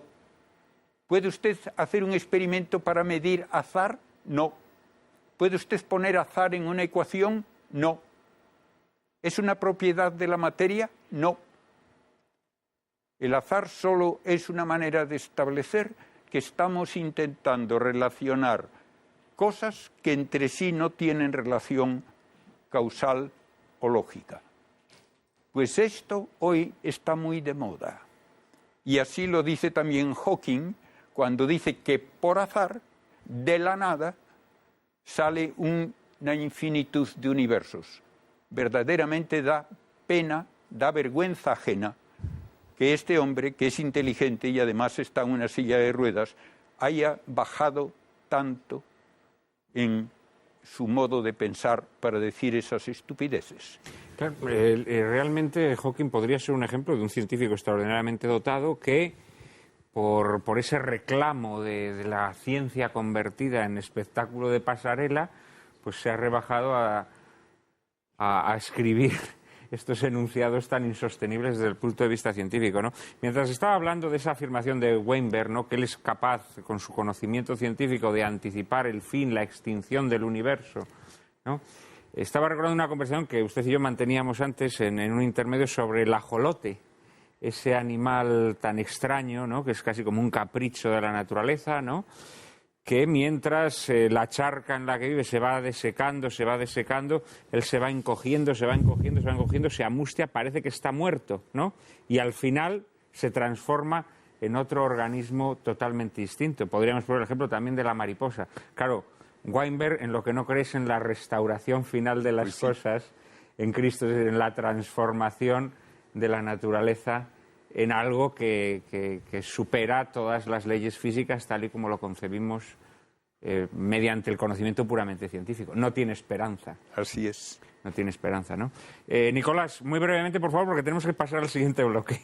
Bueno, pues estamos hablando de los límites también, ¿no?, de la ciencia. Indudablemente, sí. Entonces, en los límites de la ciencia yo diría dos cosas nada más, o para mí dos que son clarísimos, ¿no? Uno es el respeto a la verdad, siempre. La ciencia tiene que basarse en la honestidad del que trabaja y el que está dedicado a esa tarea tan atractiva. Hay muchos científicos que realmente tienen la ciencia como es una vida casi monástica, es decir, trabajan con una dedicación impresionante. Respeto a la verdad, honestidad en su trabajo, en sus resultados, en la divulgación de los mismos. Y un segundo aspecto es el respeto a la dignidad del ser humano. Yo esto lo traslado porque la dignidad del ser humano, yo creo que eso es algo importantísimo y sagrado. Es decir, nadie puede imponer su voluntad en cosas que atenten a la dignidad de otras personas. Somos dueños de nuestras vidas, y hasta cierto punto lo somos. Pero desde luego lo que no somos es dueños de los destinos o de las vidas de otras personas. Y aquí, pues en esos límites entran un montón de cuestiones que están sucediendo a nuestro alrededor en estos días, en los cuales, desgraciadamente, es que se manipula la verdad, o sea, el primero de los dos aspectos que yo decía, cuando se niega, por ejemplo, la realidad de la existencia de vida humana desde el momento de la fecundación. Y cuando se dice que un embrión es un conglomerado de células. No, mire usted, eso es la primera etapa del desarrollo de una vida humana, de un ser humano, de una persona. Porque para mí estos tres términos, vida humana, ser humano y persona, pues son equivalentes. Es decir, yo no veo ninguna distinción, porque cuando hay existencia hay ser, cuando hay ser, pues estamos ante algo que vive, y esto que vive y que es un ser y que existe, en el caso de tener ADN humano, es evidente que es un ser humano. De modo que respeto a la verdad y respeto a la dignidad, y ahí es donde debemos de poner el límite. Todo lo que haciendo o con nuestras investigaciones atente a lo que pueda ser la dignidad de otras personas, evidentemente debe de ser el límite al que debemos de llegar. Esa línea roja no nos la debemos de saltar de ninguna de las maneras. No se puede consentir hacer experimentación sobre vidas humanas, no sé, como se hicieron, y aquí se mencionaba antes el caso de los médicos de la Alemania nazi, ¿no?, de Joseph Mengele, Reicher y todos los demás, que colaboraron en aquellas atrocidades sin el consentimiento informado de personas ya adultas. Pero estamos también viendo que esto está ocurriendo hoy a todos los niveles.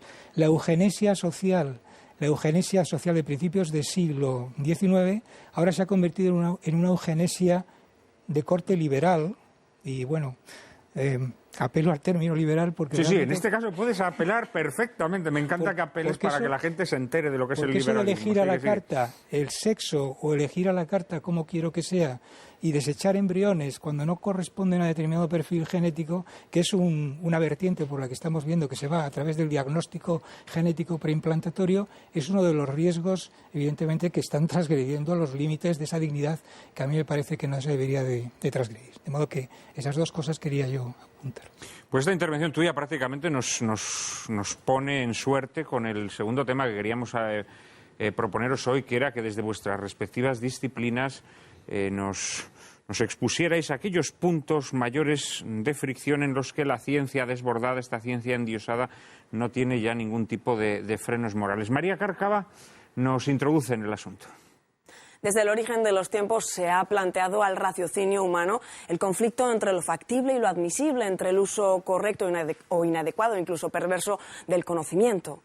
En 1974, el biólogo molecular Paul Berg, en una reunión mundial de microbiólogos celebrada en Asilomar, California, solicitó que nunca se realizaran experimentos que pudieran conducir a la transformación de bacterias inocuas en patógenas. De esta reunión surgió lo que se ha dado en llamar el grito de Asilomar: no todo lo que es científicamente posible es éticamente aceptable. Pero el endiosamiento progresivo de una ciencia que no admite límites en su ámbito de estudio ha convertido aquel grito de Asilomar en papel mojado. Cada vez son más los científicos que consideran que conceptos como el de naturaleza o dignidad humanas deben ser reelaborados y restringidos en su vigencia a lo que establezcan los avances de la ciencia. Esta ruptura entre ciencia y moral ha afectado tanto a la metodología científica como a su fin último, que no es otro sino el bien del hombre. En nombre de la ciencia se han aprobado prácticas eugenésicas encubiertas, se han explotado abusivamente los recursos naturales, se ha procedido a la modificación genética de seres vivos, se han puesto en circulación fármacos que luego se han probado nocivos para la salud. Y aquí podríamos preguntarnos si esta nueva ciencia, que no reconoce frenos en su investigación, no disfraza el endiosamiento del científico, que en su búsqueda de dinero, honores, reconocimiento y aplauso social no vacila en justificar las prácticas más aberrantes.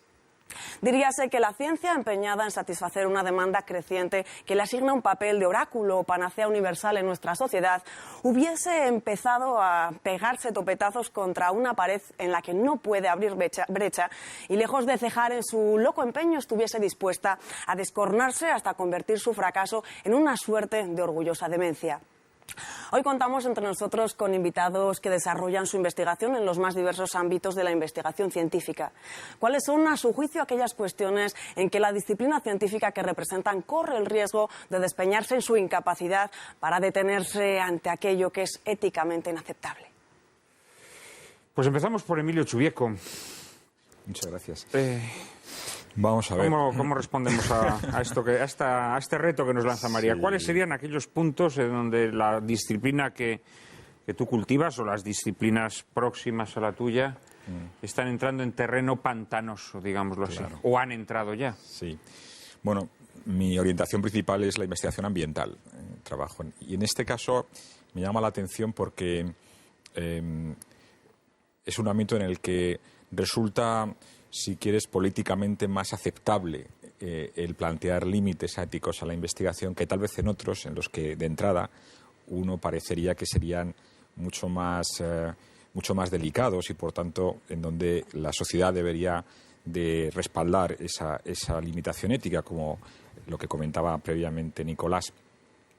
Me parece que puede ser interesante establecer un paralelismo, por ejemplo, entre la investigación que se realiza sobre transgénicos o cultivos transgénicos y la que se realiza en otros ámbitos de la investigación biomédica, en donde me parece a mí que estamos ante una finalidad que de origen es muy buena, curar enfermedades en un caso, resolver el hambre en el mundo en otro caso, que es financiada por multinacionales en los dos casos, la industria farmacéutica por un lado, la industria de las semillas y de la producción agraria por otro, que tiene impactos previsibles de alteración, algunos de los cuales pues no sabemos por dónde van a conducirnos y por eso somos precavidos ante ellos. En el caso de los transgénicos hay una legislación bastante estricta en lo que se refiere pues a la introducción, a un periodo de verificación de los posibles impactos sobre los organismos, sobre el medio ambiente, sobre el entorno, sobre la variedad, la biodiversidad de las zonas en las que se introduce, y eso parece que casi todo el mundo lo acepta, ¿no? Es aceptado que los transgénicos o la investigación nuclear, que también tiene impactos ambientales muy claros, pues tenga unos ciertos controles éticos. Y ahí me llama la atención que eso no se acepte o sea mucho más discutido en el ámbito de la investigación humana, en donde pues parece que debería de ser todavía mucho más estrictos esos controles. Recuerdo ahora el discurso de Obama a la Academia de Ciencias norteamericana, poco después de tomar posesión, en donde, aboliendo una de las prohibiciones del gobierno federal de investigar con embriones procedentes de fecundación in vitro, pues levantó esa prohibición y dijo allí explícitamente que nunca más, digamos, las cuestiones de conciencia deberían de impedir o dificultar el avance de la ciencia. Pero bueno, cuestiones de conciencia también hay en temas ambientales y, como digo, se aceptan bastante más fácilmente y no entiendo muy bien por qué. O sea, no entiendo bien conceptualmente. Es que la visión de Obama de la conciencia es su conciencia renegrida. Entonces se piensa que, que todo el mundo tiene que tener, perdón al juego de palabras, ¿no? Obama interpreta una opinión social en este sentido, porque había una gran presión por parte de muchos científicos norteamericanos de seguir trabajando. Otra cosa es que esas células pues sean más o menos eficaces, que evidentemente no lo son tanto, y que hay otras opciones éticamente más aceptables que además médicamente son más recomendables, pero en fin, de ese tema evidentemente vosotros dos sabéis mucho más. Pero lo que me llama la atención es este paralelismo, que hay muy interesante, una paradoja. La limitación ética de la ciencia se acepta y se reconoce socialmente que es importante introducirla, y en otros en que aparentemente pues hay vía libre y que cualquier cosa que uno objete pues es introducir opiniones externas al debate científico, ¿no? Cuando en realidad pues las motivaciones de uno y otro tipo de científicos pues pueden ser muy similares. Un tema muy interesante también dentro de tu ámbito es el tema de la energía nuclear, que es un tema absolutamente... Mencionabas antes a Obama, una de las características de nuestra época es el ofuscamiento de la conciencia, ¿no? O sea, Obama considera que la conciencia es lo que a él le apetece que sea, ¿no? Pero es que luego el ofuscamiento que produce la ideología... Por ejemplo, el tema de la energía nuclear es evidente. O sea, cuando se debate sobre energía nuclear, se está debatiendo sobre ideología, pura y dura. Es decir, el liberal va a defender la energía nuclear y el llamado progresista va a estar en contra de la energía nuclear. A mí la energía nuclear me parece muy interesante porque de alguna manera ilustra un poco la trampa saducea a donde nos conduce muchas veces la ciencia, ¿no? Es decir, la energía nuclear... ahora no podríamos vivir sin ella, probablemente. Pero es que tampoco podemos vivir con ella. Porque algún día, aquel terremoto que hubo en Japón, pues otro terremoto tendrá su epicentro justo debajo de una central nuclear. Y por muchas medidas de seguridad que tenga esa central nuclear, el día que el terremoto coincida justo debajo, pues la central nuclear saldrá hecha pedazos y verdaderamente la energía nuclear, sin la cual ya no podemos vivir, pues ocasionará una gran catástrofe. Ya no solo las centrales, sino incluso los almacenes de depósitos, como hemos visto recientemente. Hace unos días en Francia. Bueno, este es un ámbito en el que también creo que hay un gran debate y hay un cierto enfrentamiento, argumentos de tipo pues económico, argumentos de tipo más ético, y en donde, vuelvo a decir, creo que todo el mundo razonable entiende que se está jugando con algo que tiene un impacto muy grande sobre la vida de las personas y que eso requiere unas ciertas limitaciones en cuanto a la manera en que se desarrolla y la manera en que se aplica posteriormente. El científico no se va a preguntar como científico sobre el bien o el mal de aquel uso, porque la ética, eso es una pregunta ética, no es una pregunta científica.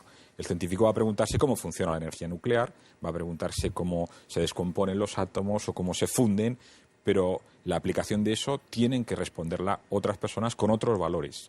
Evidentemente el científico como persona podrá decir si aquello éticamente le parece bien o no, pero me parece que es importante ser crítico respecto a esta visión supuestamente aséptica de la ciencia. La ciencia es como es, explica lo que explica, pero tenemos que darle contenido, y ese contenido viene por valores que en cierta medida están al margen de la ciencia. Lo que pasa es que luego también ya cada vez hay más científicos al servicio de otros intereses comerciales, intereses de índole mercantil, mediático, etcétera, etcétera. Y al final hay muchos científicos que ya hacen informes a favor o en contra de la energía nuclear, ya por razones extracientíficas, ¿no? Con lo cual, claro, es muy peligroso. Benito, menciónanos algún asunto en donde en estos momentos la ciencia esté tomando una deriva peligrosa en lo que es tu disciplina. Hombre, dentro de mi disciplina, el campo de la medicina, biología, la biomedicina en general, que ya está bastante mezclado, es múltiple. Hay muchísimos puntos, pero muchísimos y a diferentes... Nuestros espectadores recuerdan el programa que dedicamos a manipulación genética, en donde muchos de estos temas se tocaron, pero... Tanto a nivel de, por ejemplo, experimentación con animales. Afortunadamente cada vez se hace menos experimentación con animales, se usa más diseños por ordenador y tal, pero ya cuando entramos en el tema humano, todo el asunto de la dignidad humana, ese respeto a la naturaleza humana propiamente, ahí sí que hay factores múltiples. Ya desde el comienzo de la vida, un punto clave, en cuanto a experimentación con embriones, por ejemplo, la utilización de células madre embrionarias y la parte final de la vida, todo el tema de la eutanasia, cuando se puede quitar esa vida o suprimirla de la manera que sea.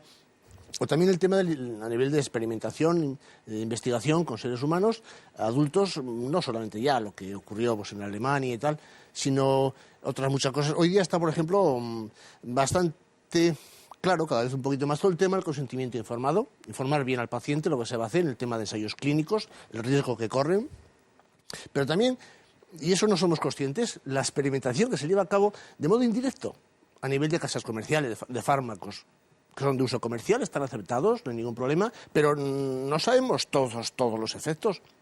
Y se ve como al cabo de un tiempo un fármaco que estaba en el mercado se retira, porque había unos efectos nocivos. Se ha estado experimentando con eso. Incluso las casas comerciales han estado vigilando todas estas cosas, posibles efectos. Llega un momento que ya ven que ya es demasiado peligroso, vamos a retirarlo, vamos a hacer lo que sea. Pero esa experimentación existe de un modo indirecto que no nos damos cuenta. Ahí sí que no hay consentimiento informado. Algunos fármacos ponen los posibles efectos nocivos, secundarios, pero los que se conocen, algunos de los posibles, pero otros no. Y también se está experimentando con esto. Pero vamos, yo creo que quizá principalmente quería centrarme como un tema importante en el comienzo de la vida humana, la experimentación que está habiendo con seres humanos incipientes en las primeras etapas de la vida, principalmente las 2 primeras semanas. Y también una cosa que nos recuerda a la película, que me retrotrae a la película, la mezcla animal-humano, curioso. En la película se tiende a animalizar, a humanizar animales con la idea de usarlos como criados para el beneficio propio.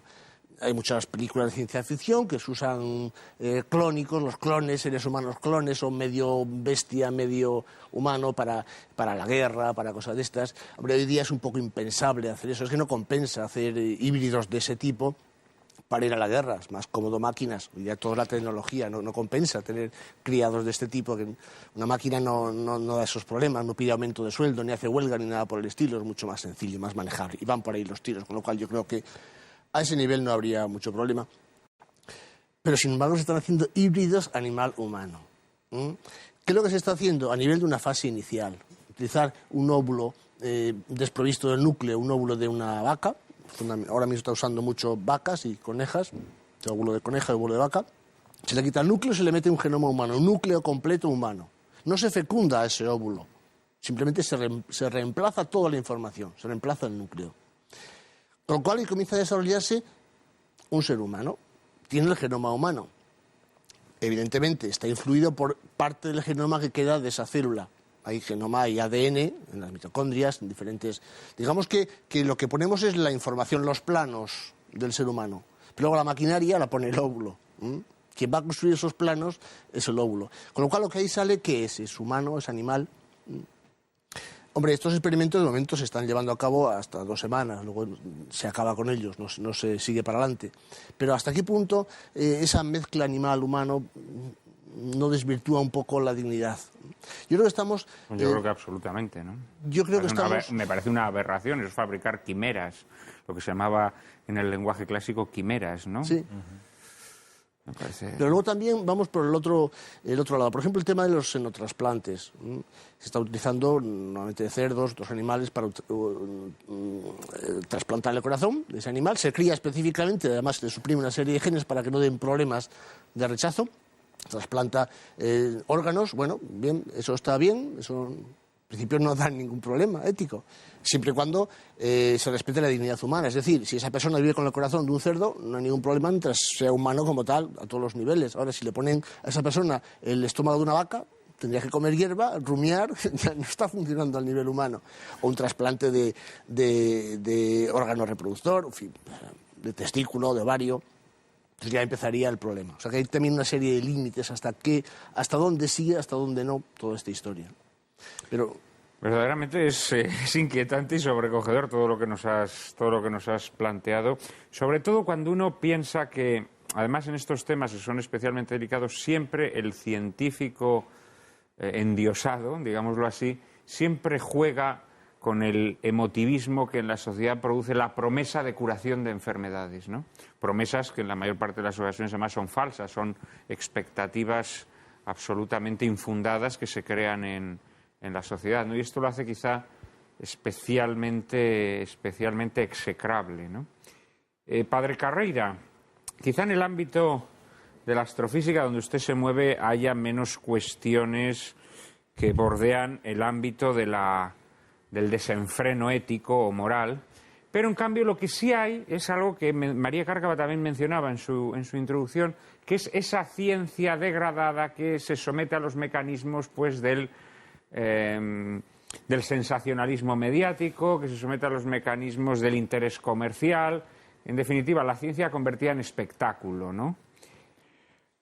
Lo que usted dice de que en la astrofísica no vamos probablemente a impactar la vida personal de nadie. Yo decía a mis alumnos en Estados Unidos el primer día de clase que la astrofísica tenía la gloria de ser perfectamente inútil. Y a ellos les extrañaba que eso lo dijese el profesor el primer día de clase. Y yo les decía, sí, como es perfectamente inútil desde el punto de vista materialista económico, la poesía. Pues muy bien, la astrofísica es la poesía de la ciencia. Dejémoslo así, la estudiamos porque es hermosa, porque nos responde además a el deseo que todos llevamos dentro de entender esa maravilla que es el cielo cuando lo vemos sin prejuicios. Hay el peligro, sí, de querer decir de una manera que es totalmente acientífica que lo que vemos es un universo de una infinitud de universos, porque se toma como base lógica algo que es totalmente absurdo, y es que todo aquello que matemáticamente puede ocurrir, tiene que ocurrir de hecho. Y yo veo esto mucho en las discusiones acerca de la vida fuera de la Tierra. Me preguntan, ¿es posible que haya otro planeta con vida inteligente? Según las leyes físicas, sí, es posible. Entonces es probable que lo haya, porque hay tantísimos astros por ahí, y si es probable, entonces lo hay. Y yo digo, bueno, pues vamos a hacer un experimento muy sencillo. Yo le digo, ¿es posible, según las leyes de la física, que si yo dejo caer este bolígrafo sobre la mesa, se quede sobre la puntita derecho? Sí, es posible, según las leyes de la física. ¿Es probable, aunque usted lo deje caer 1.000.000 de veces, que ocurra por lo menos una vez? No. ¿Es cierto que va a ocurrir? No, no y no. De modo que no me mezclen el posible con probable y con cierto. Y a veces esto se hace de una manera que es o bien inconsciente o muy conscientemente un deseo de rebajar la dignidad humana. Tiene que haber muchísimos sitios en el universo con vida inteligente, por lo tanto nosotros no somos nada especial. Eso es prácticamente el modo en que se arguye. No hemos sido elegidos por aquel que nos creó, porque también en este ámbito de la astrofísica yo percibo un gran interés en muchos científicos en demostrar la inexistencia de Dios, ¿no? Esto es una constante, yo diría sobre todo en las últimas décadas, ¿no? En el ámbito de pues cuando se habla de la creación del universo, ¿no? Ese universo nacido de la nada, esa especie de vacío cósmico, ¿no? En el que de repente se crea el universo. Todo eso yo creo que también hay un interés ideológico de fondo, ¿no? Pero hay de todo. Por supuesto, son por supuesto. Físicos, son astrofísicos, no filósofos, no teólogos, los que han propuesto en los últimos 60 años el llamado principio antrópico, que es, por consideraciones físicas, se puede preguntar qué ocurriría si el estado más primitivo del universo en el Big Bang hubiese tenido una variación, por así decirlo, digna de mención, o en la cantidad de materia del universo, o en la fuerza de cada una de las 4 interacciones que rigen proceder de la materia. Y una vez tras otra, cuando se hace ese cálculo, se dice, no podría existir vida inteligente.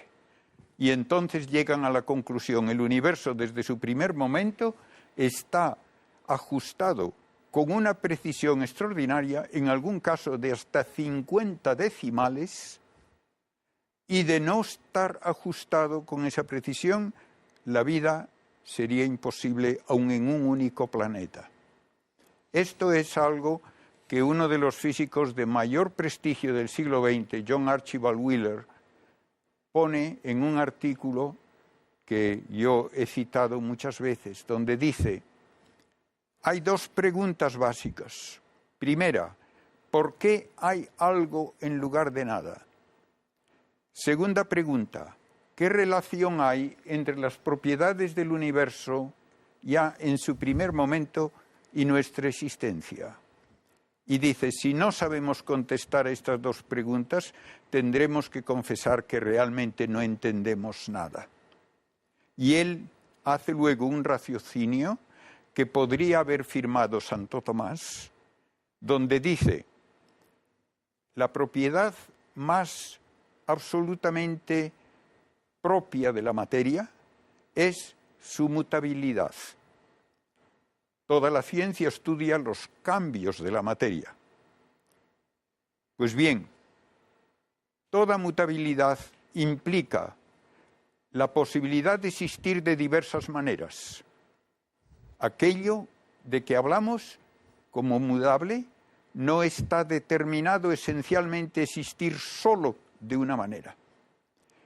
Y luego añade, todo aquello que puede existir de diversas maneras tiene que ser ajustado extrínsecamente para que exista de una manera concreta y no de otra de las posibles. Tiene que haber alguien que lo haya ajustado. Y por tanto, el universo tuvo que ser ajustado ya en su primer momento, y ese ajuste tiene que tener un fin, y el fin que se descubre es ajustarlo para que pueda existir la vida humana.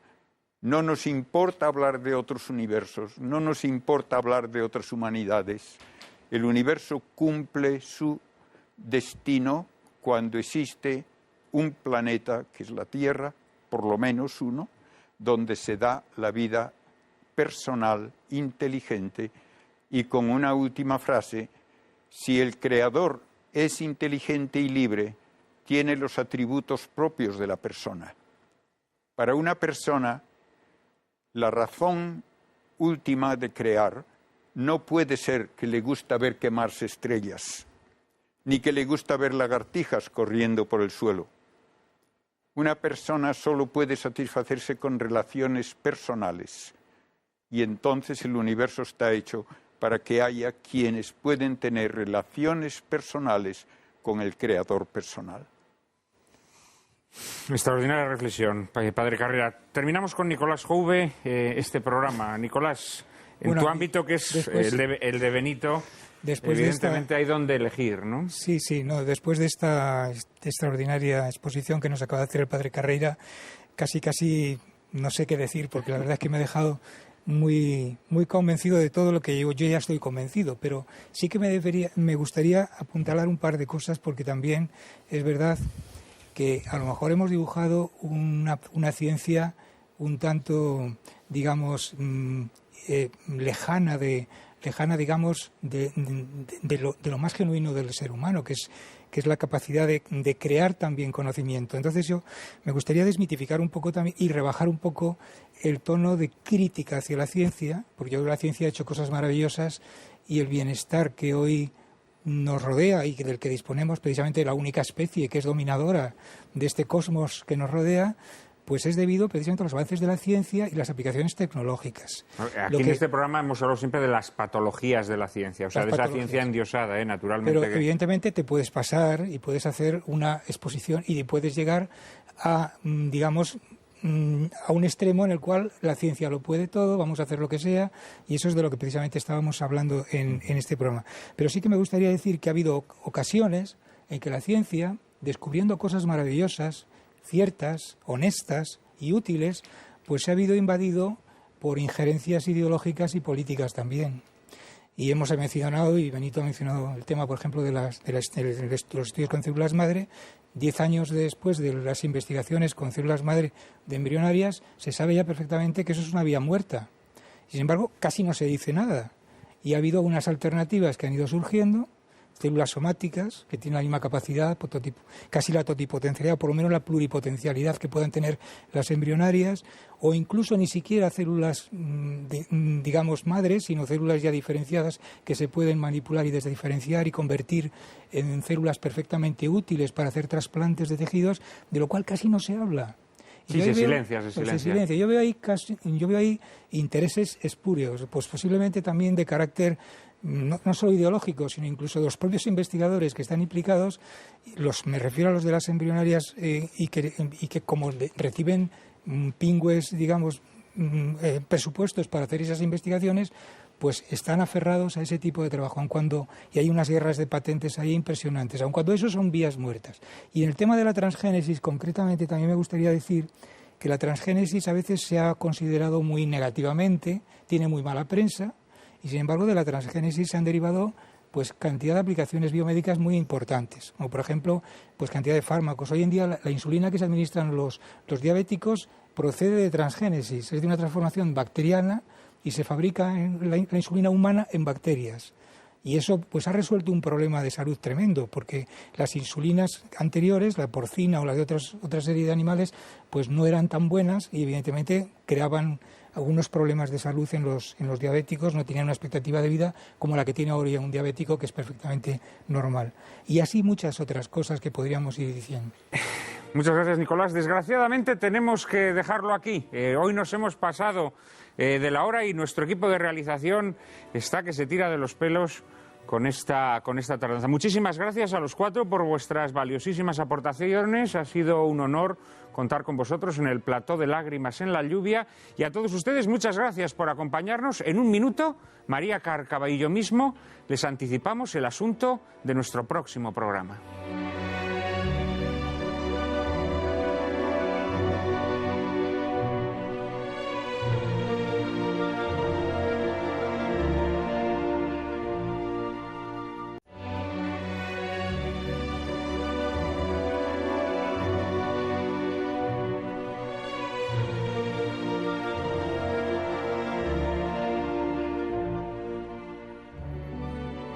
Y puesto que existen realidades naturales y también sobrenaturales o preternaturales, después de este paseo por los amenos parajes de la ciencia, nos internamos la próxima semana en pasadizos donde se esconden realidades de otra naturaleza muy distinta. Decía Baudelaire que la primera astucia del demonio consiste en hacernos creer que no existe.